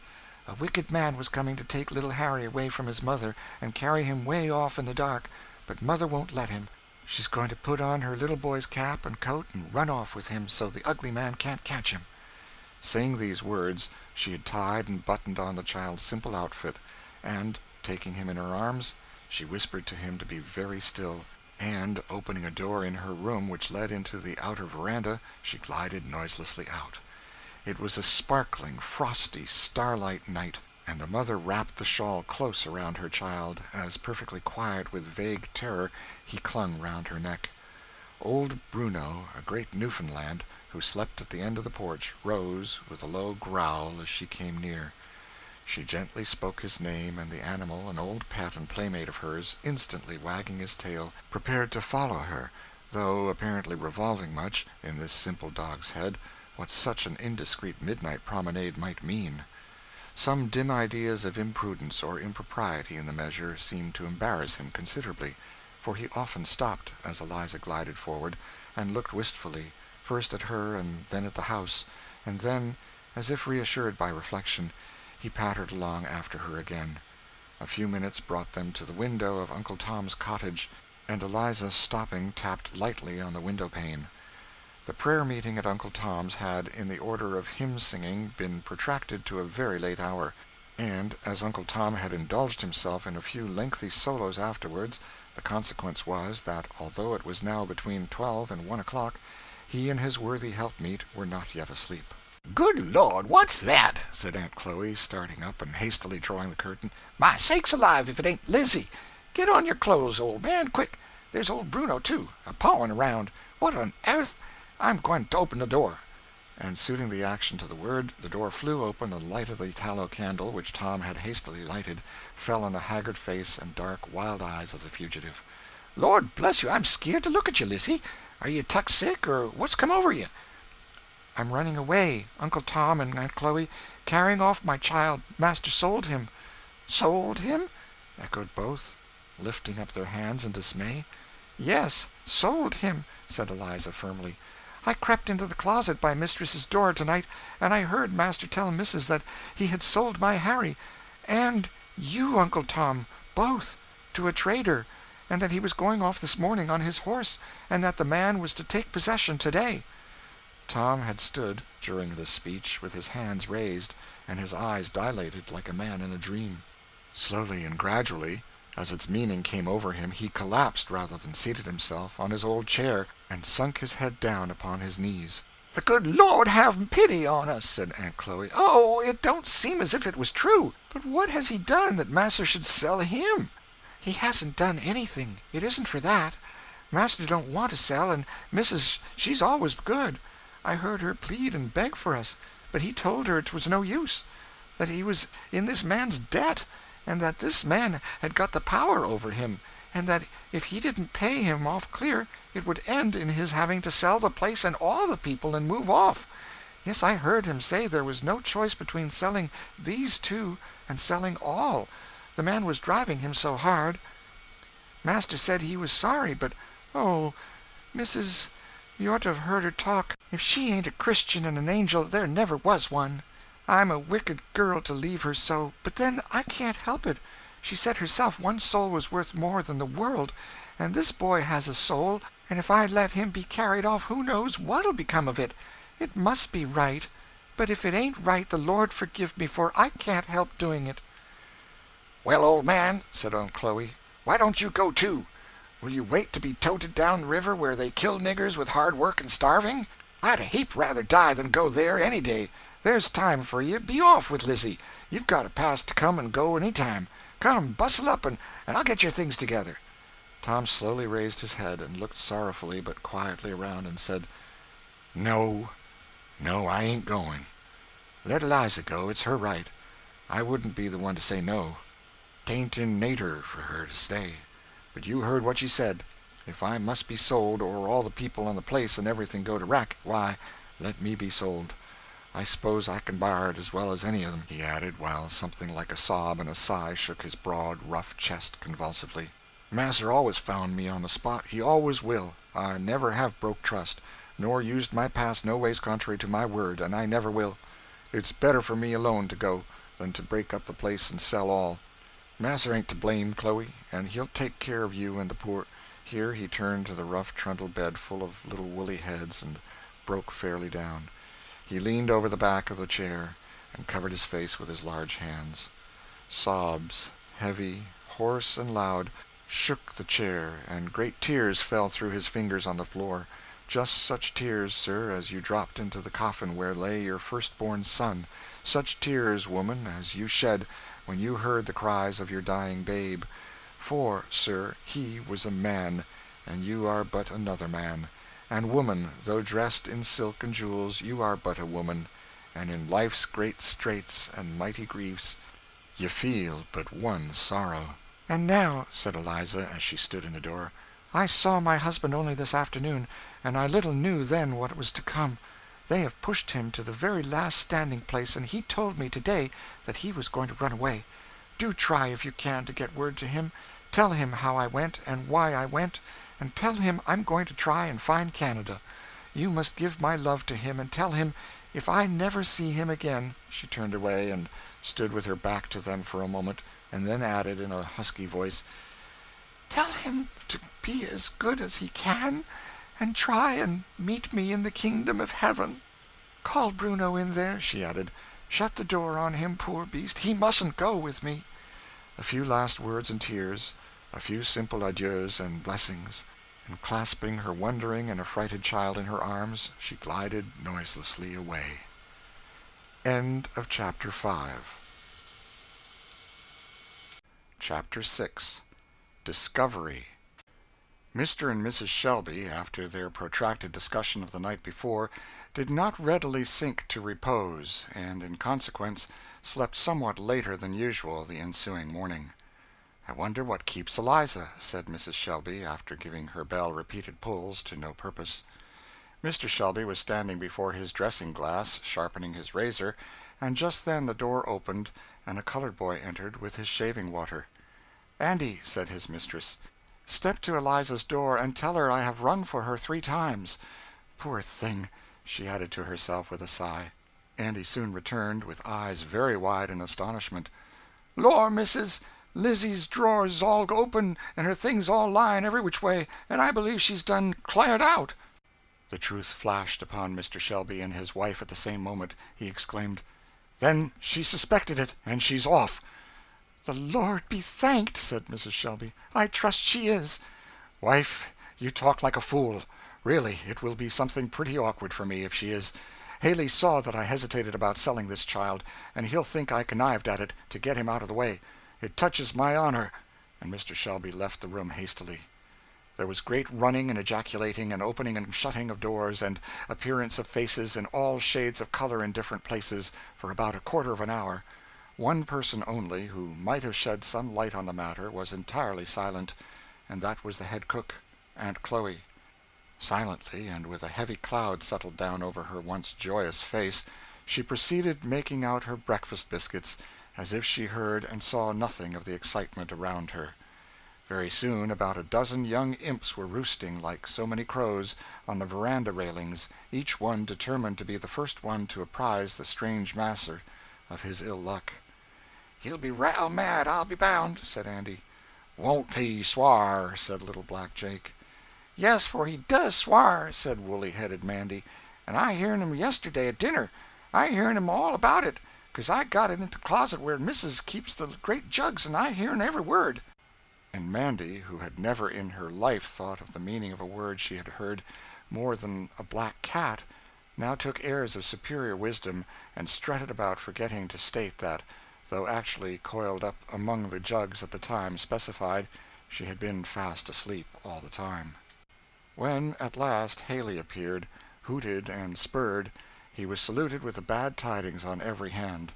The young imps on the veranda were not disappointed in their hope of hearing him swar, which he did with a fluency and fervency which delighted them all amazingly, as they ducked and dodged hither and thither, to be out of the reach of his riding whip, and all whooping off together they tumbled in a pile of immeasurable giggle on the withered turf under the veranda, where they kicked up their heels and shouted to their full satisfaction.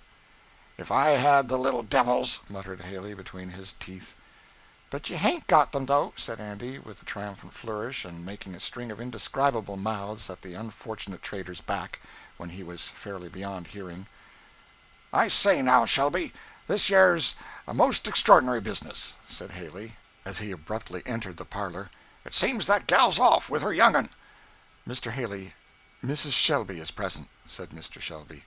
"I beg pardon, ma'am," said Haley, bowing slightly, with a still lowering brow. "But still I say, as I said before, this yere's a singular report. Is it true, sir?" "Sir," said Mr. Shelby, "if you wish to communicate with me, you must observe something of the decorum of a gentleman. Andy, take Mr. Haley's hat and riding whip. Take a seat, sir. Yes, sir, I regret to say that the young woman, excited by overhearing or having reported to her something of this business, has taken her child in the night and made off."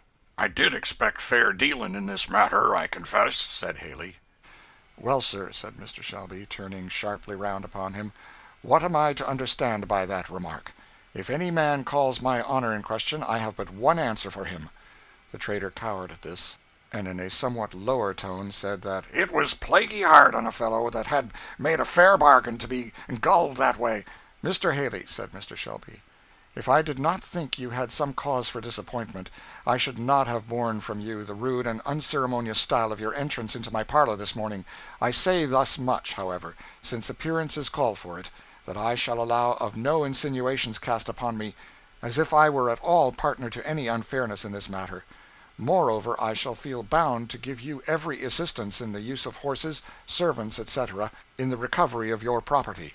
So, in short, Haley," said he, suddenly dropping from the tone of dignified coolness to his ordinary one of easy frankness, "the best way for you is to keep good-natured and eat some breakfast, and we will then see what is to be done." Mrs. Shelby now rose, and said her engagements would prevent her being at the breakfast-table that morning, and deputing a very respectable mulatto woman to attend to the gentleman's coffee at the sideboard, she left the room. "Old lady don't like your humble servant, over and above," said Haley, with an uneasy effort to be very familiar. "I am not accustomed to hear my wife spoken of with such freedom," said Mr. Shelby dryly. "Beg pardon. Of course, only a joke, you know," said Haley, forcing a laugh. "Some jokes are less agreeable than others," rejoined Shelby. "Devilish free, now I've signed those papers, cuss him," muttered Haley to himself. "Quite grand since yesterday." Never did fall of any prime minister at court occasion wider surges of sensation than the report of Tom's fate among his compeers on the place. It was the topic in every mouth, everywhere, and nothing was done in the house or in the field but to discuss its probable results. Eliza's flight, an unprecedented event on the place, was also a great accessory in stimulating the general excitement. Black Sam, as he was commonly called, from his being about 3 shades blacker than any other son of ebony on the place, was revolving the matter profoundly in all its phases and bearings, with a comprehensiveness of vision and a strict lookout to his own personal well-being that would have done credit to any white patriot in Washington. "It's an ill wind that blow nowhere, dat are fact," said Sam, sententiously, giving an additional hoist to his pantaloons, and adroitly substituting a long nail in place of a missing suspender button, with which effort of mechanical genius he seemed highly delighted. "Yes, it's an ill wind blows nowhar," he repeated. "Now dar, Tom's down, wall, course there's room for some nigger to be up, and why not this nigger? That's the idea. Tom, riding round the country, boots blacked, pass in his pocket, all grand as Cuffy, but who he? Now, why shouldn't Sam? That's what I want to know." "Halloo, Sam! Oh, Sam! Masters wants you to coach Bill and Jerry," said Andy, cutting short Sam's soliloquy. "Hi! What's the foot now, young'un?" "Why, you don't know, I suppose, that Lizzie's cut stick and clared out with her young'un." "You teach your granny," said Sam, with infinite contempt. "Knowed it a heap sight sooner'n you did. This nigger ain't so green now." "Well, anyhow, Master wants Bill and Jerry geared right up, and you and I's to go with Massa Haley to look arter her." "Good now, that's the time o' day," said Sam. "It's Sam that's called for in these here times. He's the nigger. See if I don't cotch her now. Master'll see what Sam can do." "Ah, but Sam," said Andy, "you'd better think twice, for Missus don't want her cotched, and she'll be in your wool." "Hi!" said Sam, opening his eyes. "How you know dat?" "Heard her say so, my own self, this blessed morning when I bring in Marster's shaving water.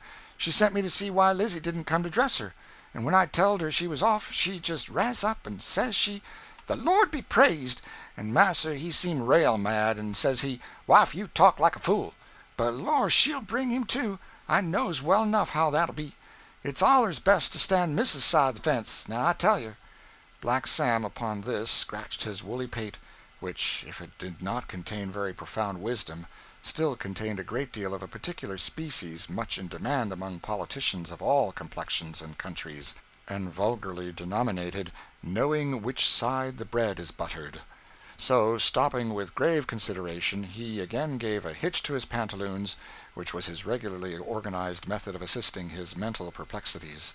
"Der ain't no sayin' never 'bout no kind of thing in dis yer world," he said at last. Sam spoke like a philosopher, emphasizing this as if he had had a large experience in different sorts of worlds, and therefore had come to his conclusions advisedly. "Now, certain I'd 'a' said that Missis would 'a' scoured the varsal world after Lizzie," added Sam thoughtfully. "So she would," said Andy, "but can't you see through the ladder, you black nigger? Missis don't want this yer Massa Haley to get Lizzie's boy, that's to go." "Hi!" said Sam, with an indescribable intonation known only to those who have heard it among the negroes. "I'll tell you more'n all," said Andy. "I specs you'd better be making tracks for them hosses, mighty sudden, too, for I hearn Missis quierin' arter yer, so you stood fooling long enough." Sam, upon this, began to bestir himself in real earnest, and after a while appeared bearing down gloriously toward the house, with Bill and Jerry in full canter, and adroitly throwing himself off before they had had any idea of stopping, he brought them up alongside of the horse-post like a tornado. Haley's horse, which was a skittish young colt, winced and bounced and pulled hard at his halter. "Ho, ho!" said Sam. "Skeery, are you?" And his black visage lighted up with a curious mischievous gleam. "I'll fix you now," said he. There was a large beech tree overshadowing the place, and the small, sharp, triangular beech nuts lay scattered thickly on the ground. With one of these in his fingers, Sam approached the colt, stroked and patted, and seemed apparently busy in soothing his agitation. On pretense of adjusting the saddle, he adroitly slipped under the sharp little nut, in such a manner that the least weight brought upon the saddle would annoy the nervous sensibilities of the animal, without leaving any perceptible graze or wound. "Dar," he said, rolling his eyes with an approving grin. "Me fix 'em." At this moment Mrs. Shelby appeared on the balcony, beckoning to him. Sam approached with as good a determination to pay court as did ever suitor after a vacant place at St. James or Washington. "Why have you been loitering so, Sam? I sent Andy to tell you to hurry." "Lord bless you, missus," said Sam, "horses won't be cotched all in a minute. They done cleared out way down to the south pasture, and the Lord knows whar." "Sam, how often must I tell you not to say 'Lord bless you' and 'the Lord knows' and such things? It's wicked." "Oh, Lord bless my soul, I done forgot, missus. I won't say nothing of the sort no more." "Why, Sam, you just have said it again." "Did I? Oh, Lord, I didn't go for to say it." "You must be careful, Sam." "Just let me get my breath, missus, and I'll start fair. I'll be very careful." "Well, Sam, you are to go with Mr. Haley to show him the road and help him. Be careful of the horses, Sam. You know Jerry was a little lame last week. Don't ride them too fast." Mrs. Shelby spoke the last words with a low voice and strong emphasis. "Let this child alone for that," said Sam, rolling up his eye with a volume of meaning. "Lord knows, hi, didn't I say dat?" said he, suddenly catching his breath with a ludicrous flourish of apprehension which made his mistress laugh, spite herself. "Yes, missus, I'll look out for the horses." "Now, Andy," said Sam, returning to his stand under the beech trees, "you see I wouldn't be tall s'prised if dat ar gentleman critter should give a fling by and by, when he comes to be getting up. You know, Andy, critters will do such things." And therewith Sam poked Andy in the side in a highly suggestive manner. "Hi," said Andy, with an air of instant appreciation. "Yes, you see, Andy, missus wants to make time. Dat ar's clear to der most ordinary observer. I just make a little for her. Now, you see, get all dese dar horses loose, carperin' permiscus round dis yar lot and down to the wood dar, and I spec Masser'll won't be off in a hurry." Andy grinned. "You see," said Sam, "you see, Andy, if any such thing should happen as that Masser Haley's horse should begin to act contrary and cut up, you and I just let's go our'n to help him, and we'll help him, oh yes." And Sam and Andy laid their heads back on their shoulders and broke into a low, immoderate laugh, snapping their fingers and flourishing their heels with exquisite delight. At this instant Haley appeared on the veranda, somewhat mollified by certain cups of very good coffee. He came out smiling and talking in tolerably restored humor. Sam and Andy, clawing for certain fragmentary palm leaves, which they were in the habit of considering as hats, flew to the horse-posts to be ready to help Masser. Sam's palm leaf had been ingeniously disentangled from all pretensions to braid, as respects its brim, and the slivers, starting apart and standing upright, gave it a blazing air of freedom and defiance, quite equal to that of any Fiji chief. While the whole brim of Andy's being departed bodily, he rapped the crown on his head with a dexterous thump, and looked about well pleased, as if to say, "Who says I haven't got hat?" "Well, boys," said Haley, "look alive now. We must lose no time." "Not a bit of him, Masser," said Sam, putting Haley's rein in his hand and holding his stirrup, while Andy was untying the other two horses. The instant Haley touched the saddle, the mettlesome creature bounded from the earth with a sudden spring that threw his master sprawling some feet off on the soft, dry turf. Sam, with frantic ejaculations, made a dive at the reins, but only succeeded in brushing the blazing palm leaf aforenamed into the horse's eyes, which by no means tended to allay the confusion of his nerves. So, with great vehemence, he overturned Sam, and giving 2 or 3 contemptuous snorts, flourished his heels vigorously in the air, and was soon prancing away towards the lower end of the lawn, followed by Bill and Jerry, whom Andy had not failed to let loose according to contract, speeding them off with various direful ejaculations. And now ensued a miscellaneous scene of confusion. Sam and Andy ran and shouted, dogs barked here and there, and Mike, Mose, Mandy, Fanny, and all the smaller specimens on the place, both male and female, raced, clapped hands, whooped, and shouted with outrageous officiousness and untiring zeal. Haley's horse, which was a white one and very fleet and spirited, appeared to enter into the spirit of the scene with great gusto, and having for his coursing ground a lawn of nearly half a mile in extent, gently sloping down on every side into indefinite woodland, he appeared to take infinite delight in seeing how near he could allow his pursuers to approach him, and then, when within a hand's breadth, whisk off with a start and a snort, like a mischievous beast as he was, and career far down into some alley of the woodlot. Nothing was further from Sam's mind than to have any one of the troop taken until such season as should seem to him most befitting, and the exertions that he made were certainly most heroic. Like the sword of Coeur de Lion, which always blazed in the front and thickest of the battle, Sam's palm leaf was to be seen everywhere when there was the least danger that a horse could be caught. There he would bear down full tilt, shouting, "Now for it! Cotch him! Cotch him!" in a way that would set everything to indiscriminate rout in a moment. Haley ran up and down, and cursed and swore and stamped miscellaneously. Mr. Shelby in vain tried to shout directions from the balcony, and Mrs. Shelby from her chamber window alternately laughed and wondered, not without some inkling of what lay at the bottom of all this confusion. At last, about 12 o'clock, Sam appeared triumphant, mounted on Jerry, with Haley's horse by his side, reeking with sweat, but with flashing eyes and dilated nostrils, showing that the spirit of freedom had not yet entirely subsided. "He's cotched!" he exclaimed triumphantly. "If it hadn't been for me, they might have bust themselves all on 'em. But I cotched 'em." "You," growled Haley in no amiable mood, "if it hadn't been for you, this never would have happened." "Lord bless us, massa," said Sam, in a tone of the deepest concern, "and me that has been racing and chasing till the sweat just pours off me." "Well, well," said Haley, "you've lost me near 3 hours with your cursed nonsense. Now let's be off, and have no more fooling." "Why, massa," said Sam, in a deprecating tone, "I believe you mean to kill us all clar, horses and all. Here we are all just ready to drop down, and the critters all in a reek of sweat. Why, Massa won't think of starting on now till arter dinner. Massa hoss wants rubbing down. See how he splashed himself? And Jerry limps, too. Don't think Missus would be willing to have us start this yar way, nohow. Lord bless you, Massa, we can catch up, if we do stop. Lizzie never was no great of a walker." Mrs. Shelby, who, greatly to her amusement, had overheard this conversation from the veranda, now resolved to do her part. She came forward, and, courteously expressing her concern for Haley's accident, pressed him to stay to dinner, saying that the cook should bring it on the table immediately.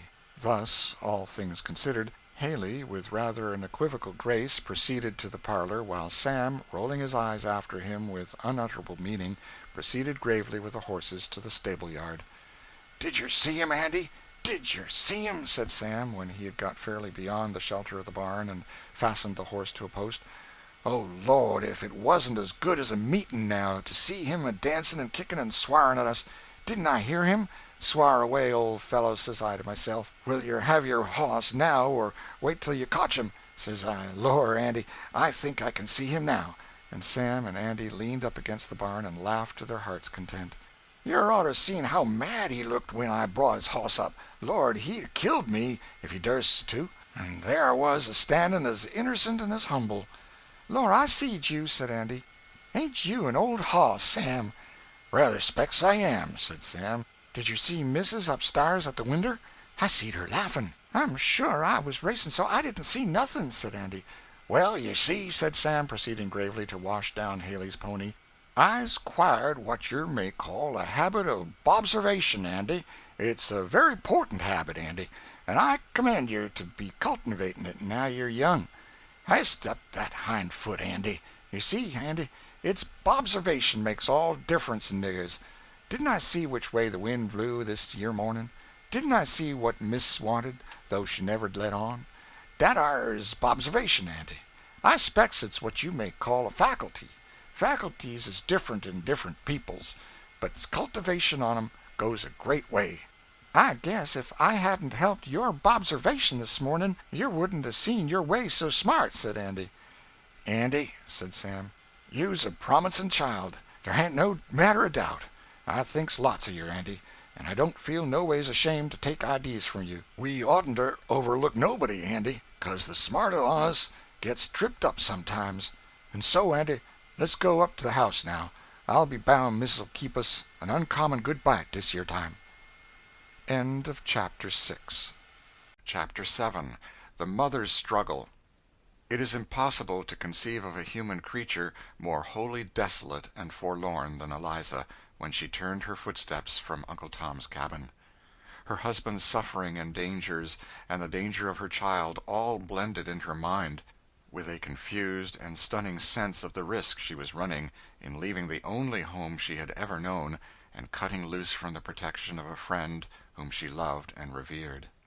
Then there was the parting from every familiar object, the place where she had grown up, the trees under which she had played, the groves where she had walked many an evening in happier days, by the side of her young husband. Everything, as it lay in the clear, frosty starlight, seemed to speak reproachfully to her, and ask her whither could she go from a home like that. But stronger than all was maternal love, wrought into a paroxysm of frenzy by the near approach of a fearful danger. Her boy was old enough to have walked by her side, and in an indifferent case she would only have led him by the hand; but now the bare thought of putting him out of her arms made her shudder, and she strained him to her bosom with a convulsive grasp as she went rapidly forward. The frosty ground creaked beneath her feet, and she trembled at the sound. Every quaking leaf and fluttering shadow sent the blood backward to her heart, and quickened her footsteps.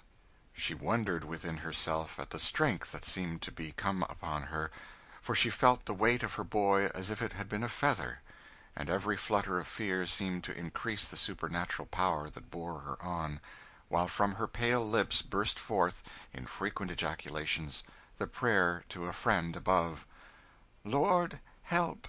Lord, save me!" If it were your Harry, mother, or your Willie, that were going to be torn from you by a brutal trader to-morrow morning, if you had seen the man and heard that the papers were signed and delivered, and you had only from 12 o'clock till morning to make good your escape, how fast could you walk? How many miles could you make in those few brief hours, with the darling at your bosom, the little sleepy head on your shoulder, the small soft arms trustingly holding on to your neck? For the child slept. At first the novelty and alarm kept him waking, but his mother so hurriedly repressed every breath or sound, and so assured him that if he were only still she would certainly save him, that he clung quietly round her neck, only asking, as he found himself sinking to sleep, "Mother, I don't need to keep awake, do I?" "No, my darling, sleep if you want to." "But, mother, if I do get asleep, you won't let him get me?" "No, so may God help me," said his mother, with a paler cheek and a brighter light in her large dark eyes. "You're sure, ain't you, mother?" "Yes, sure," said the mother, in a voice that startled herself, for it seemed to her to come from a spirit within that was no part of her. And the boy dropped his little weary head on her shoulder, and was soon asleep. How the touch of those warm arms, the gentle breathings that came in her neck, seemed to add fire and spirit to her movements. It seemed to her as if strength poured into her in electric streams from every gentle touch and movement of the sleeping, confiding child. Sublime is the dominion of the mind over the body, that, for a time, can make flesh and nerve impregnable, and string the sinews like steel, so that the weak become so mighty. The boundaries of the farm, the grove, the wood-lot, passed by her dizzily as she walked on. And still she went, leaving one familiar object after another, slacking not, pausing not, till reddening daylight found her many a long mile from all traces of any familiar objects upon the open highway. She had often been with her mistress to visit some connections in the little village of T., not far from the Ohio River, and knew the road well. To go thither, to escape across the Ohio River, were the first hurried outlines of her plan of escape. Beyond that she could only hope in God. When horses and vehicles began to move along the highway with that alert perception peculiar to a state of excitement, and which seems to be a sort of inspiration, she became aware that her headlong pace and distracted air might bring on her remark and suspicion. She therefore put the boy on the ground, and, adjusting her dress and bonnet, she walked on at as rapid a pace as she thought consistent with the preservation of appearances. In her little bundle she had provided a store of cakes and apples, which she used as expedients for quickening the speed of the child, rolling the apples some yards before them, when the boy would run with all his might after it; and this ruse, often repeated, carried them over many a half-mile. After a while they came to a thick patch of woodland, through which murmured a clear brook. As the child complained of hunger and thirst, she climbed over the fence with him, and sitting down behind a large rock which concealed them from the road, she gave him a breakfast out of her little package. The boy wondered and grieved that she could not eat, and when, putting his arms round her neck, he tried to wedge some of his cake into her mouth, it seemed to her that the rising in her throat would choke her. "No, no, Harry, darling, mother can't eat till you are safe. We must go on, till we come to the river." And she hurried again into the road, and again constrained herself to walk regularly and composedly forward. She was many miles past any neighborhood where she was personally known. If she should chance to meet any who knew her, she reflected that the well-known kindness of the family would be of itself a blind to suspicion, as making it an unlikely supposition that she could be a fugitive. As she was also so white as not to be known as of colored lineage without a critical survey, and her child was white also, it was much easier for her to pass on unsuspected. On this presumption, she stopped at noon at a neat farmhouse to rest herself and buy some dinner for her child and self. For as the danger decreased with the distance, the supernatural tension of the nervous system lessened, and she found herself both weary and hungry.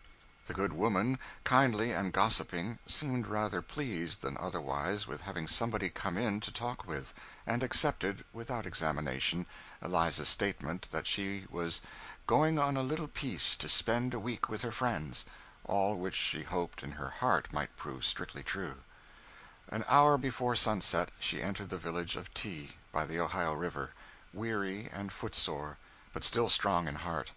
Her first glance was at the river, which lay, like Jordan, between her and the Canaan of liberty on the other side. It was now early spring, and the river was swollen and turbulent. Great cakes of floating ice were swinging heavily to and fro in the turbid waters.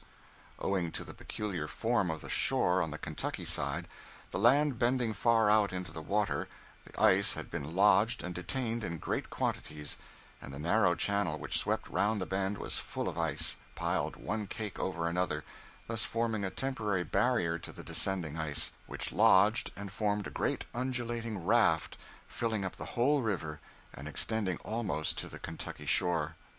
Eliza stood for a moment contemplating this unfavorable aspect of things, which she saw at once must prevent the usual ferry-boat from running, and then turned into a small public house on the bank to make a few inquiries.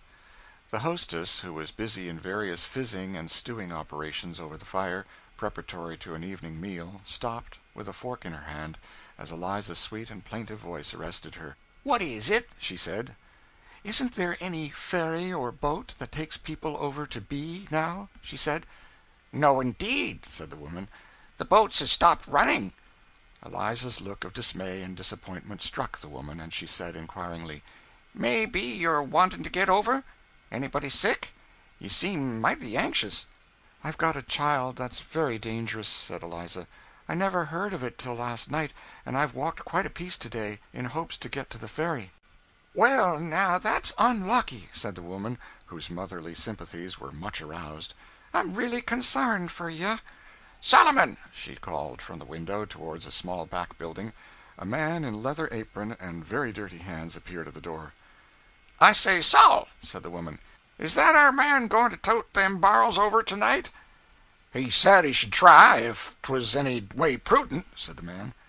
"There's a man apiece down here that's going over with some truck this evening, if he does to. He'll be in here to supper tonight, so you'd better set down and wait. That's a sweet little fellow," added the woman, offering him a cake.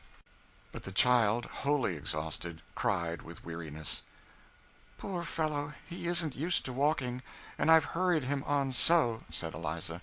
"Well, take him into this room," said the woman, opening into a small bedroom where stood a comfortable bed.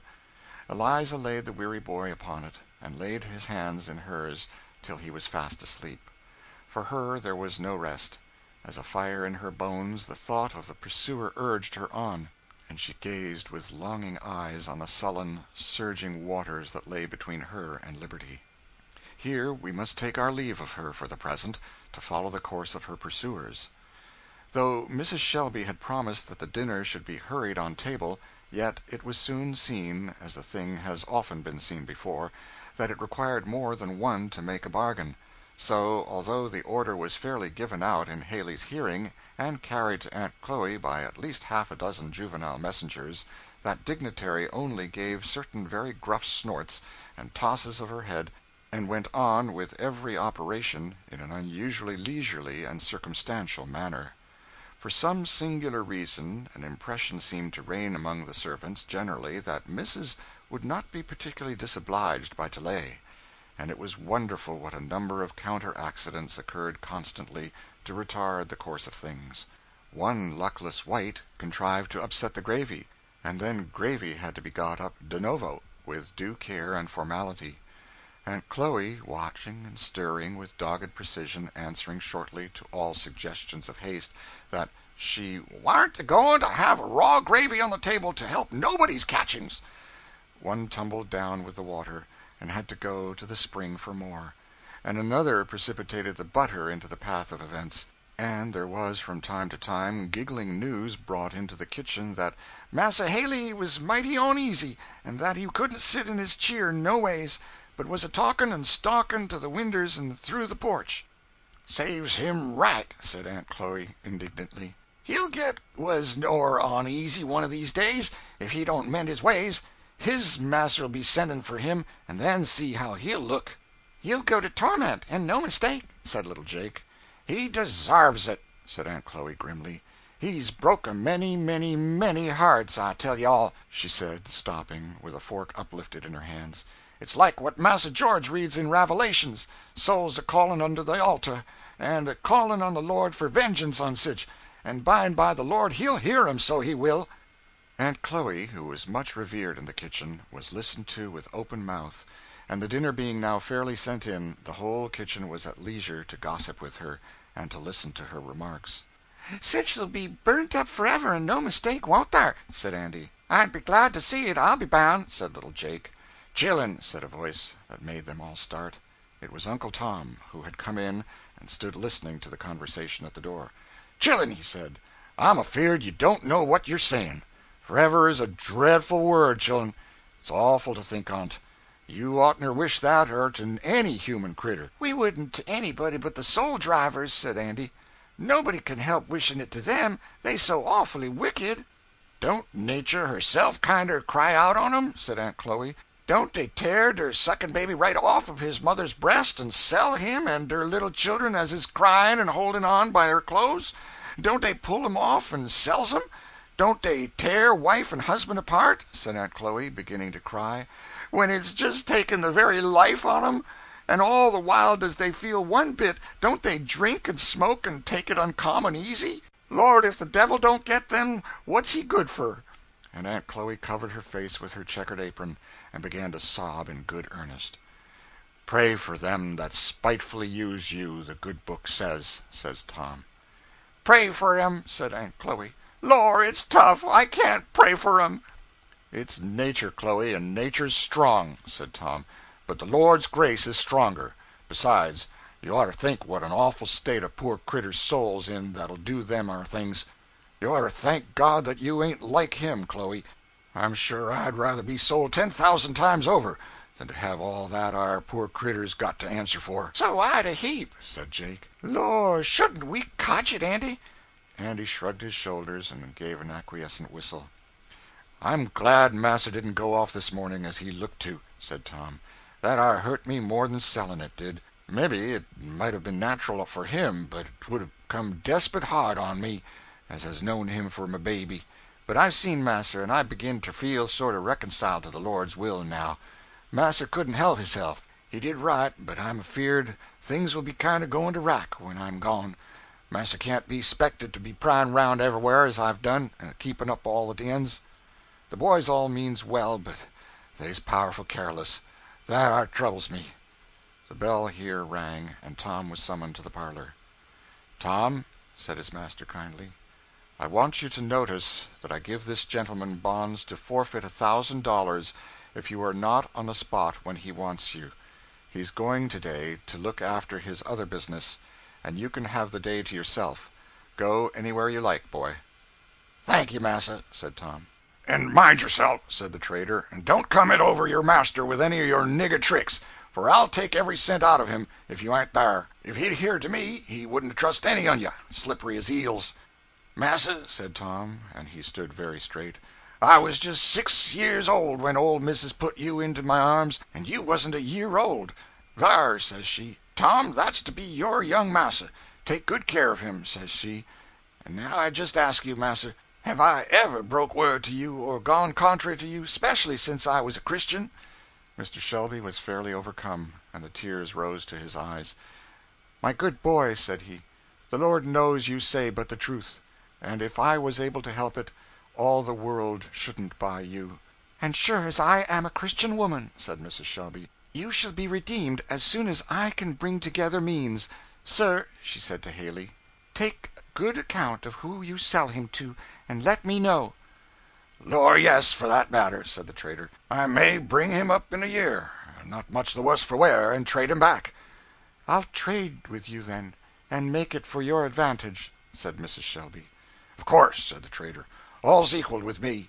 Lives trade 'em up as down, so I does a good business. All I want is a living, you know, ma'am. That's all any of us wants, I suppose. Mr. and Mrs. Shelby both felt annoyed and degraded by the familiar impudence of the trader, and yet both saw the absolute necessity of putting a constraint on their feelings. The more hopelessly sordid and insensible he appeared, the greater became Mrs. Shelby's dread of his succeeding in recapturing Eliza and her child, and of course the greater her motive for detaining him by every female artifice. She therefore graciously smiled, assented, chatted familiarly, and did all she could to make time pass imperceptibly. At 2 o'clock Sam and Andy brought the horses up to the posts, apparently greatly refreshed and invigorated by the scamper of the morning. Sam was there, new oiled from dinner, with an abundance of zealous and ready officiousness. As Haley approached, he was boasting in flourishing style to Andy of the evident and eminent success of the operation, now that he had fairly come to it. Your master, I suppose, don't keep no dogs, said Haley thoughtfully as he prepared to mount. Heaps of 'em, said Sam triumphantly. There's Bruno, he's a roarer, and, besides that, about every nigger of us keeps a pup of some nature or other. Poh, said Haley, and he said something else, too, with regard to the said dogs, at which Sam muttered, I don't see no use cussin' on 'em no way. But your master don't keep no dogs. I pretty much know he don't, for tracking out niggers. Sam knew exactly what he meant, but he kept on a look of earnest and desperate simplicity. Our dogs all smells round considerable sharp. I s'pect they's the kind, though, they ain't never had no practice. They's fire dogs, though, at most anything, if you'd get 'em started. Here, Bruno, he called, whistling to the lumbering Newfoundland, who came pitching tumultuously towards them. You go hang, said Haley, getting up. Come, tumble up now. Sam tumbled up accordingly, dexterously contriving to tickle Andy as he did so, which occasioned Andy to split out into a laugh, greatly to Haley's indignation, who made a cut at him with his riding-whip. "I's 'stonished at yer, Andy," said Sam with awful gravity. "This yer's serious business, Andy. Yer mustn't be a-making game. This yer ain't no way to help Massa." "I shall take the straight road to the river," said Haley decidedly, after they had come to the boundaries of the estate. "I know the way of all of them. They make tracks for the underground." "Sartain," said Sam. "That's the idea. Massa Haley hits the thing right in the middle. Now there's two roads to the river, the dirt road and der pike. Which Massa mean to take?" Andy looked up innocently at Sam, surprised at hearing this new geographical fact, but instantly confirmed what he said by a vehement reiteration. "'Cause," said Sam, "I'd rather be inclined to imagine that Lizzie'd take dirt road, being it's least traveled." Haley, notwithstanding that he was a very old bird, and naturally inclined to be suspicious of chaff, was rather brought up by this view of the case. "If yer warn't both on yer such cussed liars now," he said contemplatively, as he pondered a moment. The pensive, reflective tone in which this was spoken appeared to amuse Andy prodigiously, and he drew a little behind, and shook so as apparently to run a great risk of falling off his horse, while Sam's face was immovably composed into the most doleful gravity. "'Course," said Sam, "Massa can do as he'd ruther, go de straight road if Massa thinks best. It's all one to us. Now, when I study 'pon it, I think the straight road de best, deridedly." "She would naturally go a lonesome way," said Haley, thinking aloud and not minding Sam's remark. "Dere ain't no sayin'," said Sam. "Gals is peculiar. They never do nothing you thinks they will. More generally the contrary. Gals is naturally made contrary, and so, if you think they's gone one road, it is sartin you'd better go t'other, and then you'll be sure to find 'em. Now, my private 'pinion is, Lizzie took der road, so I think we'd better take the straight one." This profound generic view of the female sex did not seem to dispose Haley particularly to the straight road, and he announced decidedly that he should go the other, and asked Sam when they should come to it. "A little piece ahead," said Sam, giving a wink to Andy with the eye which was on Andy's side of the head, and he added gravely, "But I've studied on the matter, and I'm quite clar we ought not to go that dar way. I never been over it no way. It's despite lonesome, and we might lose our way. Whar we'd come to, the Lord only knows." "Nevertheless," said Haley, "I shall go that way." "Now that I think on it, I think I hearn 'em tell that our road was all fenced up and down by der creek. And thar, ain't it, Andy?" Andy wasn't certain. He'd only hearn tell about that road, but never been over it. In short, he was strictly noncommittal.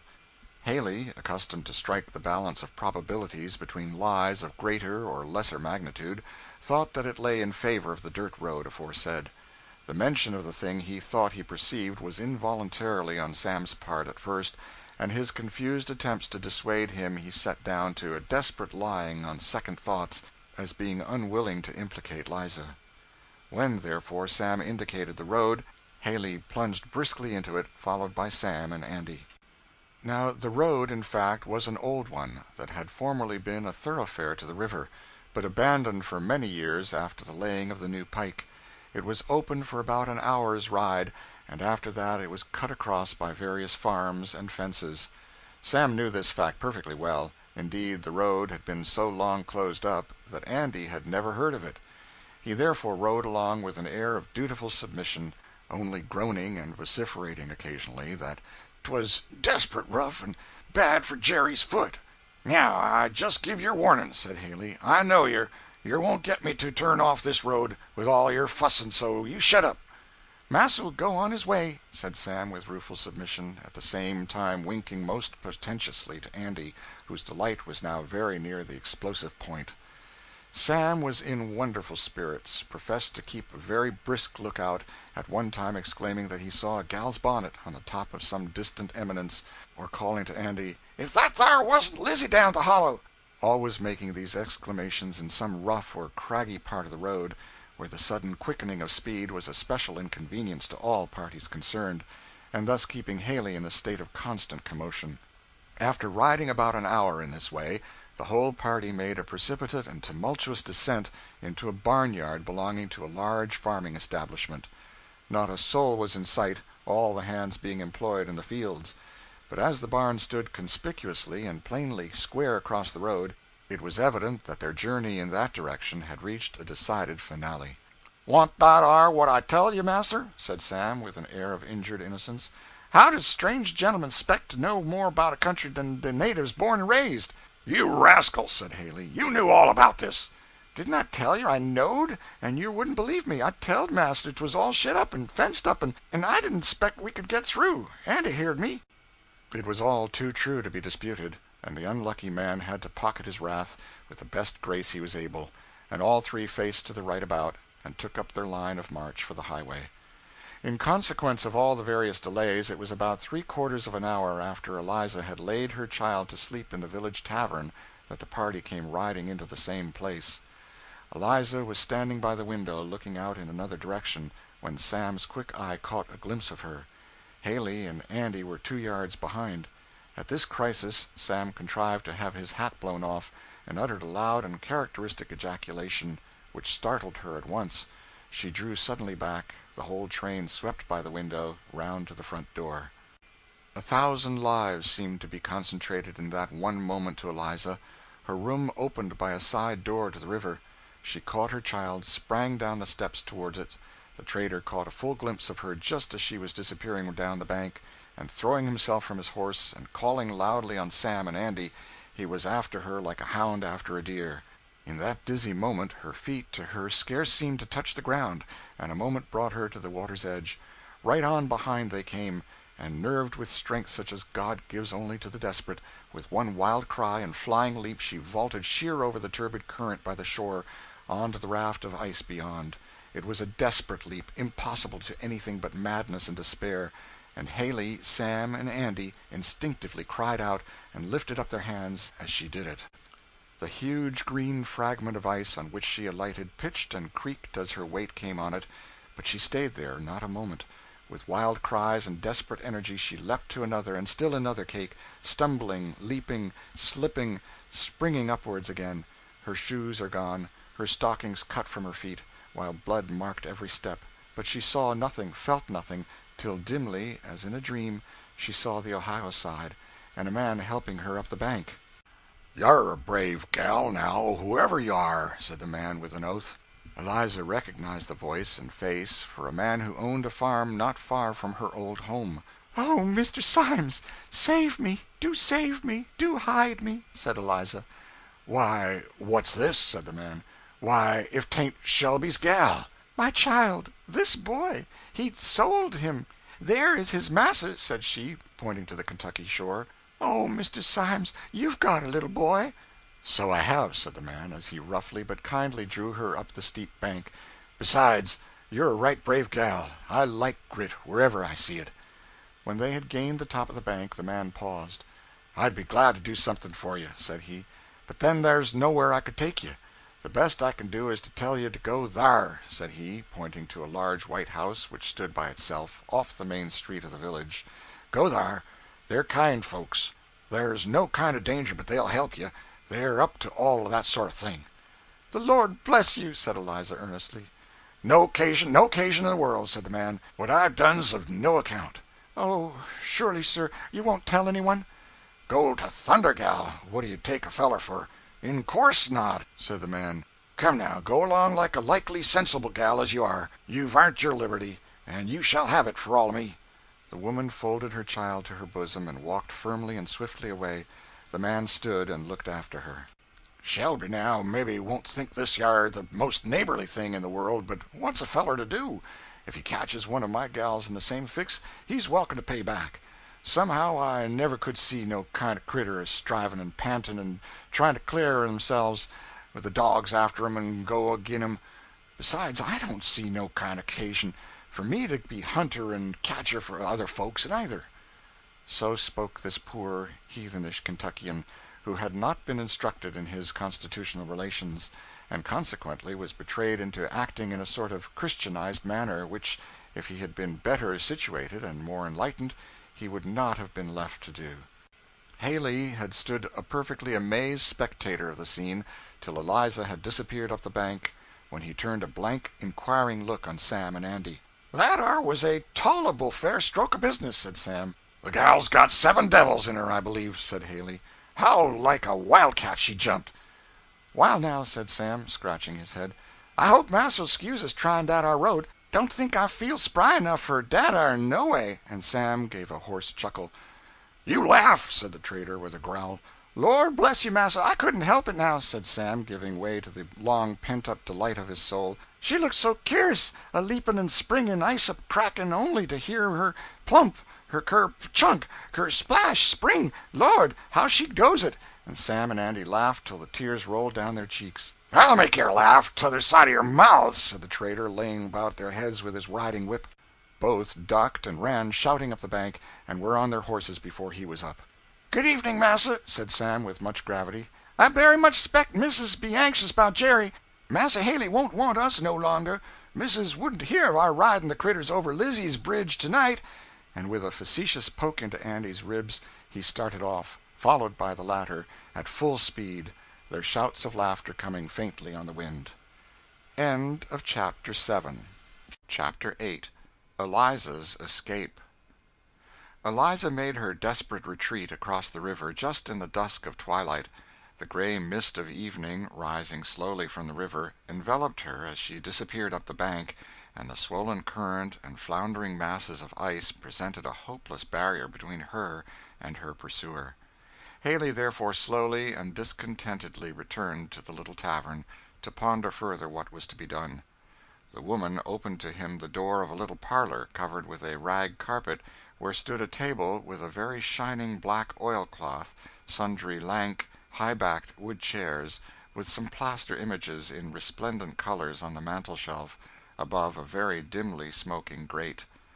A long hardwood settle extended its uneasy length by the chimney, and here Haley sat him down to meditate on the instability of human hopes and happiness in general.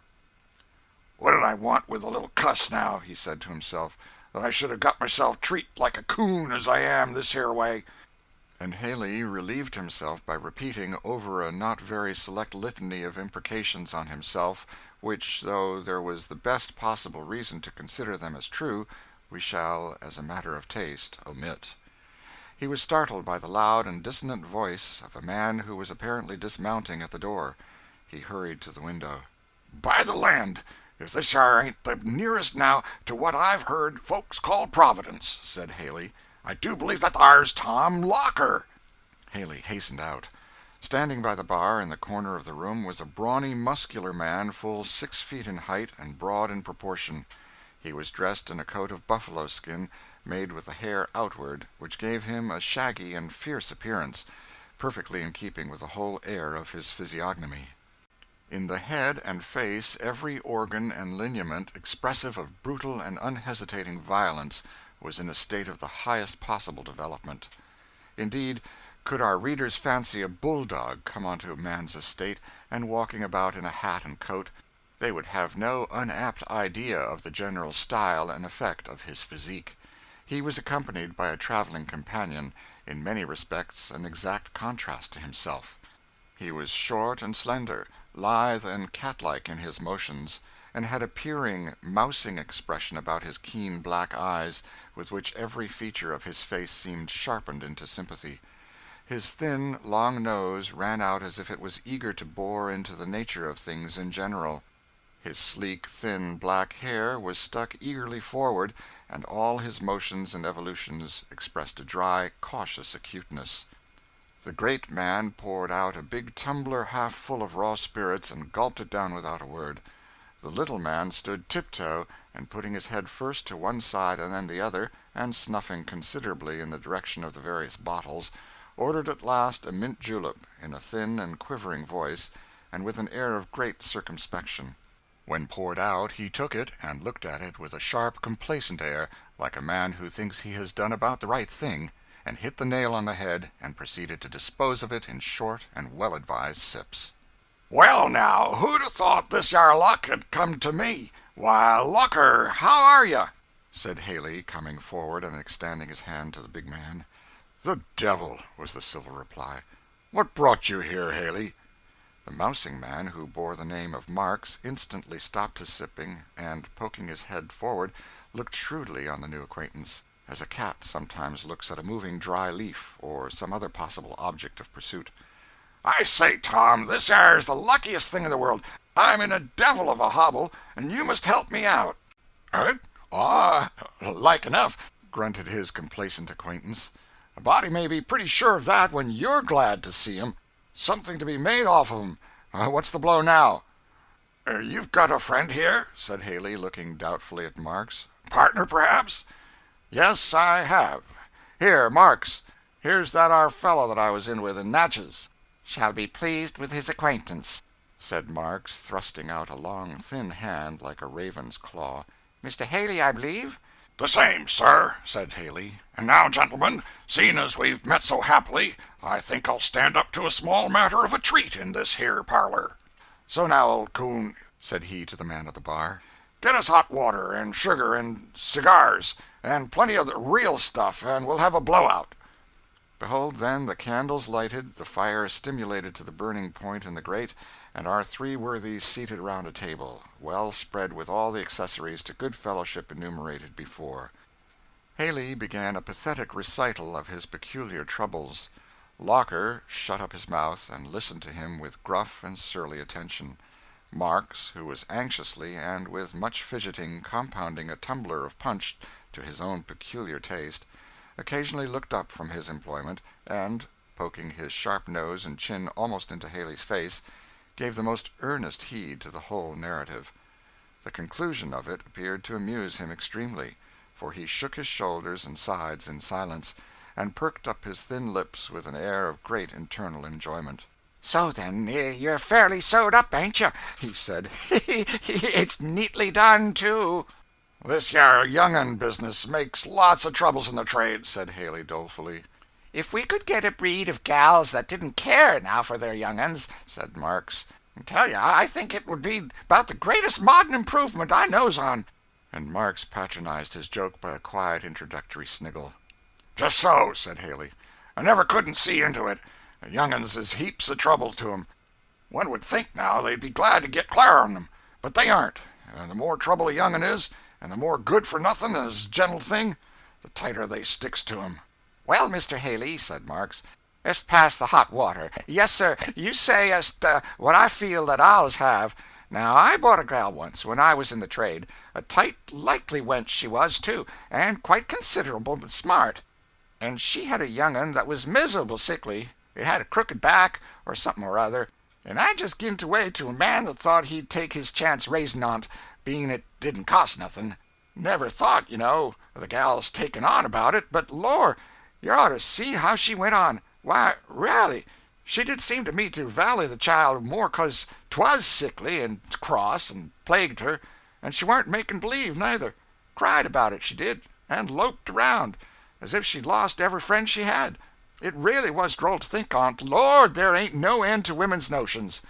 "Well, just so with me," said Haley. "Last summer, down on Red River, I got a gal traded off on me with a likely-looking child enough, and his eyes looked as bright as yourn, but come to look, I found him stone blind. Fact, he was stone blind. Well, you see, I thought there warn't no harm in my just passing him along and not saying nothing, and I'd got him nicely swapped off for a keg of whiskey, but come to get him away from the gal, she was just like a tiger.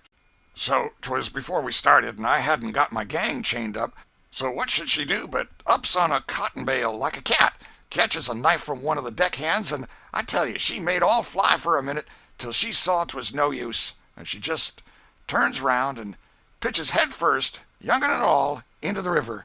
Went down plump, never rise."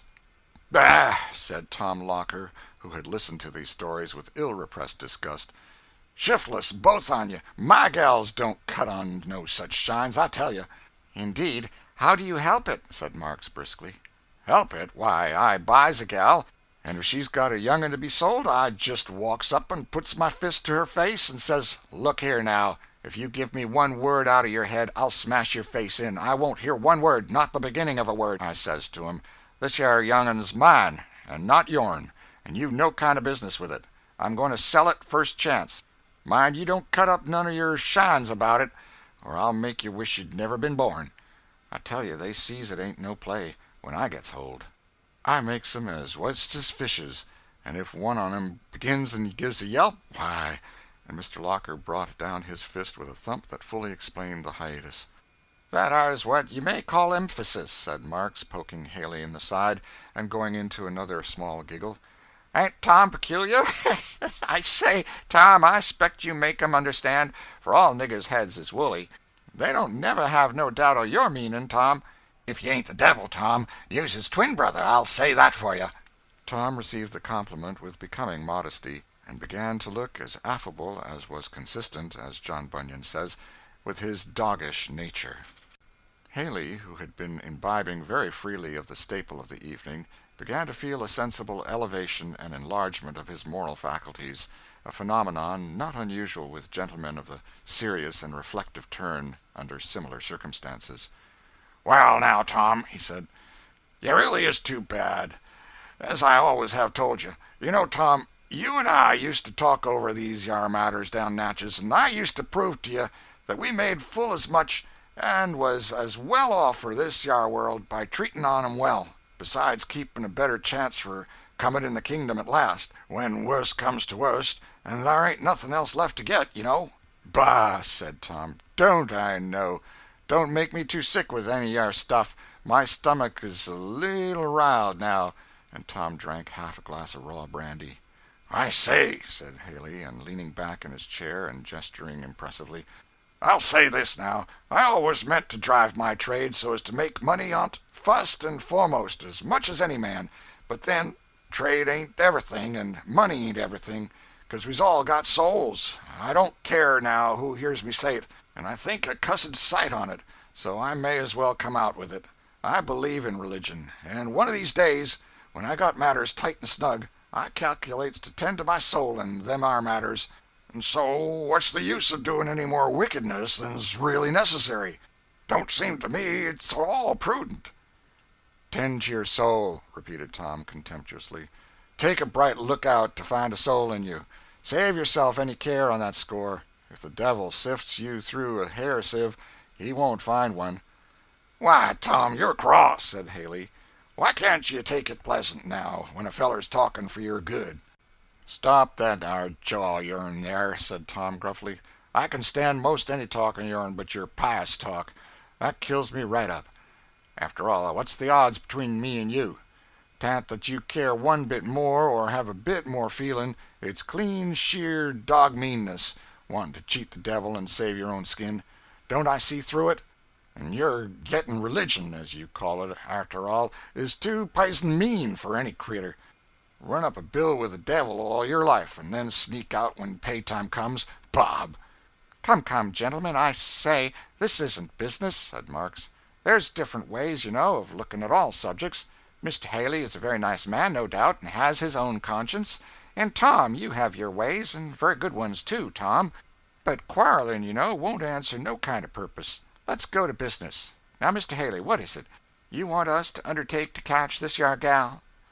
The gal's no matter mine. She's Shelby's. It's only the boy. And I was a fool for buying the monkey. You're generally a fool, said Tom gruffly. Come now, Locker, none of your huffs, said Marks, licking his lips. You see, Mr. Haley's putting us in the way of a good job, I reckon. Just hold still. These yer arrangements is my forte. This yer gal, Mr. Haley, how is she? What is she?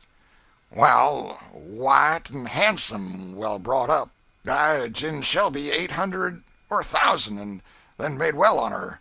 White and handsome, well brought up, said Marks, his sharp eyes, nose, and mouth all alive with enterprise. Look here now, Locker, a beautiful opening. We'll do a business here on our own account. We does the catching. The boy, of course, goes to Mr. Haley. We takes the gal to Orleans to speculate on. Ain't it beautiful? Tom, whose great heavy mouth had stood ajar during this communication, now suddenly snapped it together as a big dog closes on a piece of meat, and seemed to be digesting the idea at his leisure. You see, said Marks to Haley, stirring his punch as he did so, you see, we has justices convenient at all pants alongshore, that does up any little jobs in our line quite reasonable. Tom, he does the knocking down and that are, and I come in all dressed up, shining boots, everything first chop when the swearing's to be done. You ought to see now, said Marks, in a glow of professional pride, how I can tone it off. One day I'm Mr. Twickham from New Orleans, another day I'm just come from my plantation on Pearl River, where I work 700 niggers. Then again I come out a distant relation of Henry Clay, or some old cock in Kentuck. Talents is different, you know. Now, Tom's roarer when there's any thumping or fighting to be done, but at lying he ain't good, Tom ain't. You see, it don't come natural to him. But, Lord, if there's a feller in the country that can swear to anything and everything, and put in all the circumstances, and flourishes with a long face, and carry through better'n I can, why, I'd like to see him, that's all. I believe in my heart I could get along and snake through even if justices were more particular than they is. Sometimes I rather wish they was more particular. 'Twould be a heap more relishin' if they was. More fun, you know. Tom Locker, who, as we have made it appear, was a man of slow thoughts and movements, here interrupted Marks by bringing his heavy fist down on the table so as to make it all ring again. "It'll do," he said. "Lord bless you, Tom, you needn't break all the glasses," said Marks. "Save your fist for the time of need." "But, gentlemen, ain't I to come in for a share of the profit?" said Haley. "Ain't it enough we catch the boy for you?" said Locker. "What do you want?" "Well," said Haley, "if I gives you the job, it's worth something, say 10% on the profits, expenses paid." "Now," said Locker, with a tremendous oath, and striking the table with his heavy fist, don't I know you, Dan Haley? Don't you think to come it over me. Suppose Marks and I have taken up the catching trade, just to accommodate gentlemen like you, and get nothing for ourselves. Not by a long chalk. We'll have the gal out and out, and you keep quiet, or you see we'll have both. What's to hinder? Hadn't you showed us the game? It's as free to us as you, I hope. If you or Shelby wants to catch us, look where the partridges was last year. If you find them or us, you're quite welcome. Oh, well, certainly, just let it go at that, said Haley, alarmed. You catch the boy for the job. You allers did trade fire with me, Tom, and was up to your word. You know that, said Tom. I don't pretend none of your sniveling ways, but I won't lie in my accounts with the devil himself. What I says I'll do, I will do. You know that, Dan Haley. Just so. I said so, Tom, said Haley. And if you'd only promise to have the boy for me in a week, at any point you'll name, that's all I want. But it ain't all I want, by a long jump, said Tom. You don't think I did business with you down Natchez for nothing, Haley. I've learned to hold an eel when I catch him. You've got to fork over $50 flat down, or this child don't start a peg. I know you're. Why, when you have a job in hand that may bring a clean profit of somewhere about 1,000 or 1,600, why, Tom, you're unreasonable, said Haley. Yes, and hasn't we business booked for 5 weeks to come, all we can do? And suppose we leaves all and goes to bushwhacking round out of your young'uns and finally doesn't catch the gal, and gal's allers is the devil to catch. What's then? Would you pay us a cent, would you? I think I see you doing it, Hug. No, flap down your 50. If we get the job and it pays, I'll hand it back. If we don't, it's for our trouble. That's fair, ain't it, Marks? Certainly, said Marks with a conciliatory tone. It's only a retaining fee, you see. We lawyers, you know. Well, we must all keep good-natured. Keep easy, you know. Tom'll have the boy for you, anywhere you'll name. Won't you, Tom? If I find the young'un, I'll bring him on to Cincinnati and leave him at Granny Belcher's on the landing, said Locker. Marks had got from his pocket a greasy pocketbook, and taking a long paper from thence, he sat down, and fixing his keen black eyes on it, began mumbling over its contents. Barnes, Shelby County, boy, Jim, $300 for him, dead or alive. Edwards, Dick and Lucy, man and wife, $600. Wench Polly and 2 children, $600 for her or her head. I'm just running over our business to see if we can take up this yar handily. Locker, he said after a pause, we must set Adams and Springer on the track of these yar. They've been booked some time. They'll charge too much, said Tom. I'll manage that ar. They's young in the business and must 'spect to work cheap, said Marks as he continued to read. There's 3 on 'em easy cases, 'cause all you got to do is to shoot 'em or swear they shot. They couldn't, of course, charge much for that. Them other cases, he said, folding the paper, will bear putting off a spell. So now let's come to the particulars. Now, Mr. Haley, you saw this yar gal when she landed? To be sure, plain as I see you. And a man helping on her up the bank, said Locker. To be sure I did. Most likely, said Marks. She's took in somewhere. But where's a question. Tom, what do you say? We must cross the river tonight, no mistake, said Tom. But there's no boat about, said Marks. The ice is running awfully, Tom. Ain't it dangerous? Don't know nothing about that, only it's got to be done, said Tom decidedly. Dear me, said Marks, fidgeting. It'll be, I say, he said, walking to the window. It's dark as a wolf's mouth, and Tom... The long and short is you're scared, Marks. But I can't help that. You've got to go. Suppose you want to lie by a day or two till the gal's been carried on the underground line up to Sandusky or so, before you start. Oh, no, I ain't a grain afraid, said Marks. Only what? Said Tom. Well, about the boat. You see, there ain't any boat. I heard the woman say there was one coming along this evening, and that a man was going to cross over in it. Neck or nothing, we must go with him, said Tom. I suppose you got good dogs, said Haley. First rate, said Marks. But what's the use? You ain't got nothing of hers to smell on. Yes, I have, said Haley triumphantly. Here's her shawl she left on the bed in a hurry. She left her bonnet, too. That ar's lucky, said Locker. Fork over. Though the dogs might damage the gal if they come on her unawares, said Haley. That ar's a consideration, said Marks. Our dogs tore a feller half to pieces once down in Mobile before we could get him off." "Well, you see, for this sort that's to be sold for their looks, that I won't answer, you see," said Haley. "I do see," said Marks. "Besides, if she's got took in, 'tain't no go neither. Dogs is no account in these up states where these critters get carried.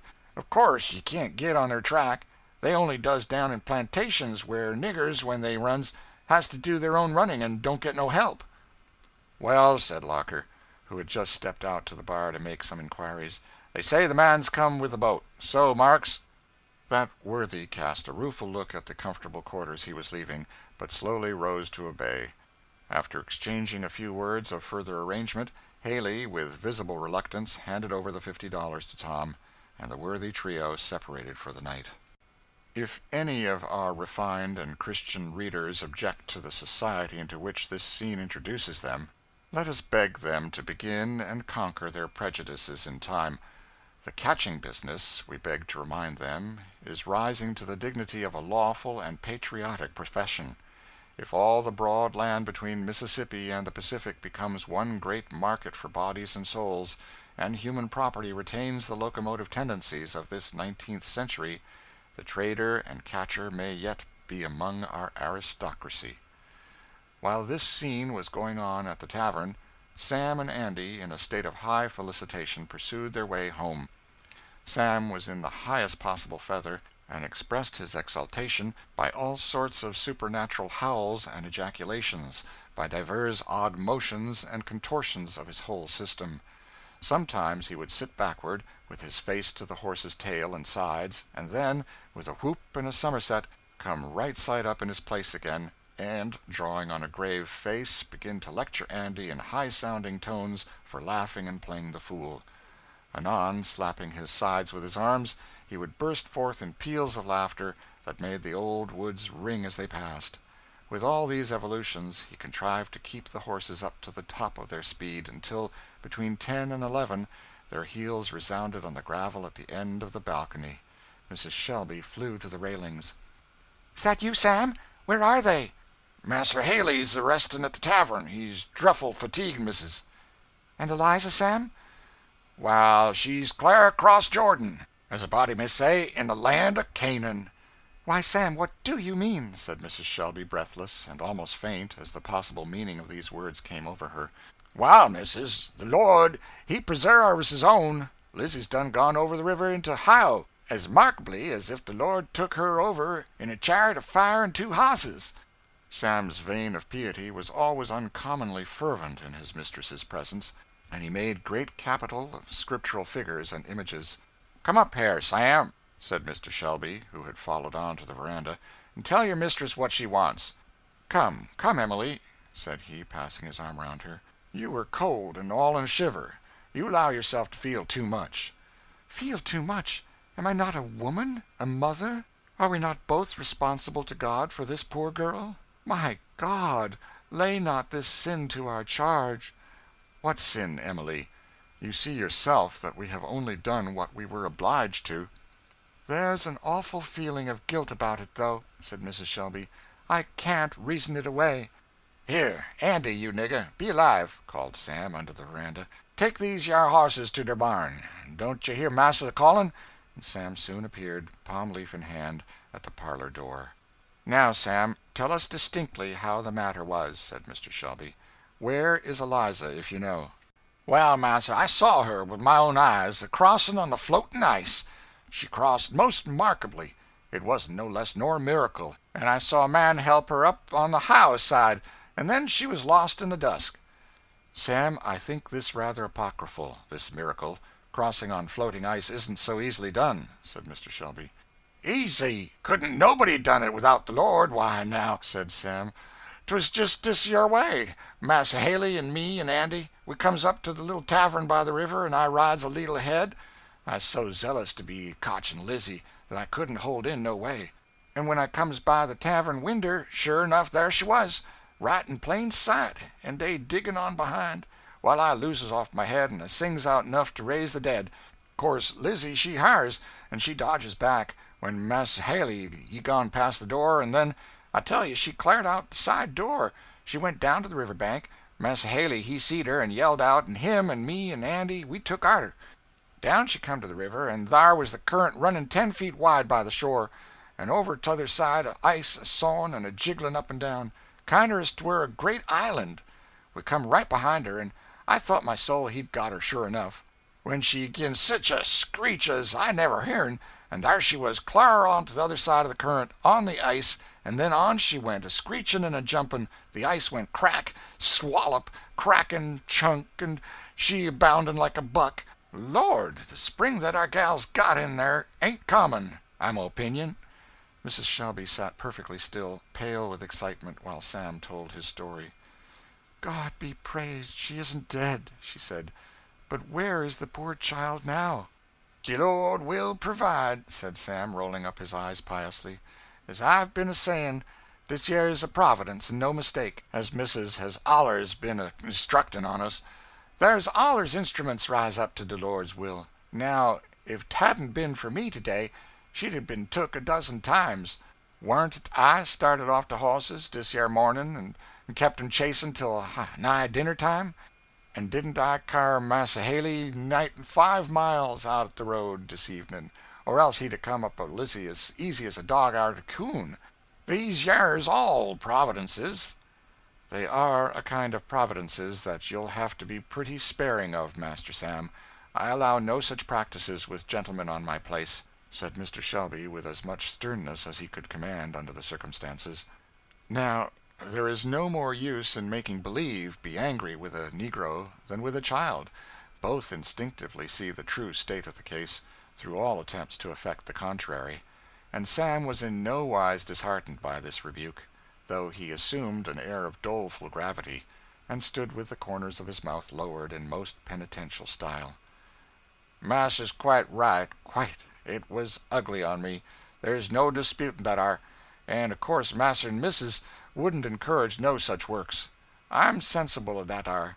But a poor nigger like me's mazin' tempted to act ugly sometimes, when fellers will cut up such shines as that are Massa Haley.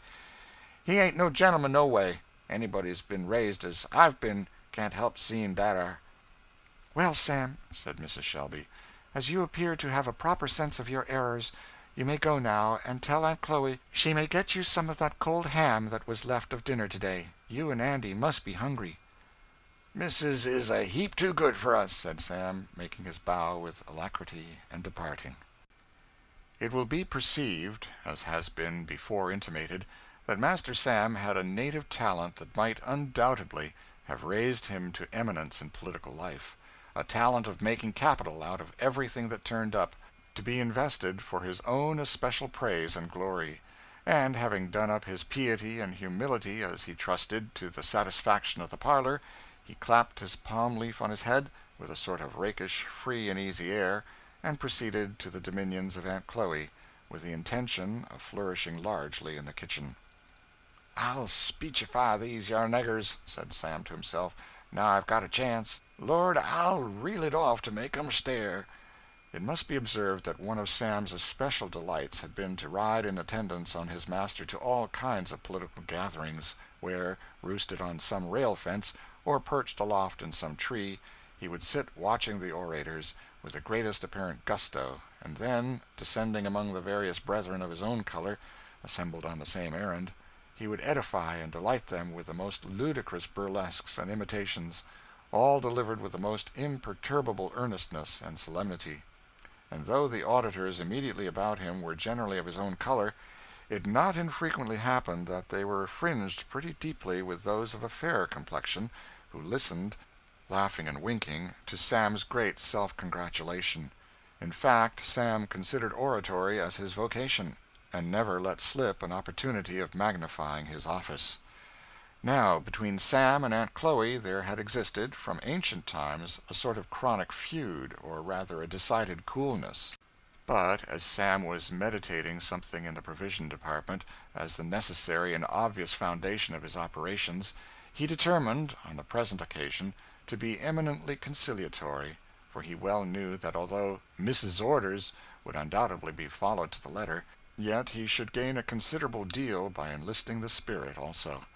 He therefore appeared before Aunt Chloe with a touchingly subdued, resigned expression, like one who has suffered immeasurable hardships in behalf of a persecuted fellow creature.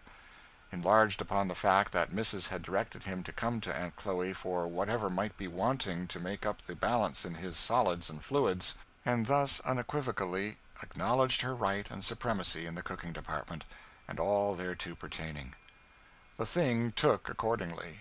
No poor, simple, virtuous body was ever cajoled by the attentions of an electioneering politician with more ease than Aunt Chloe was won over by Master Sam's suavities, and if he had been the prodigal son himself, he could not have been overwhelmed with more maternal bountifulness, and he soon found himself seated, happy and glorious, over a large tin pan containing a sort of olla podrida of all that had appeared on the table for 2 or 3 days past. Savory morsels of ham, golden blocks of corn cake, fragments of pie of every conceivable mathematical figure, chicken wings, gizzards, and drumsticks, all appeared in picturesque confusion, and Sam, as monarch of all he surveyed, sat with his palm leaf cocked rejoicingly to one side, and patronizing Andy at his right hand.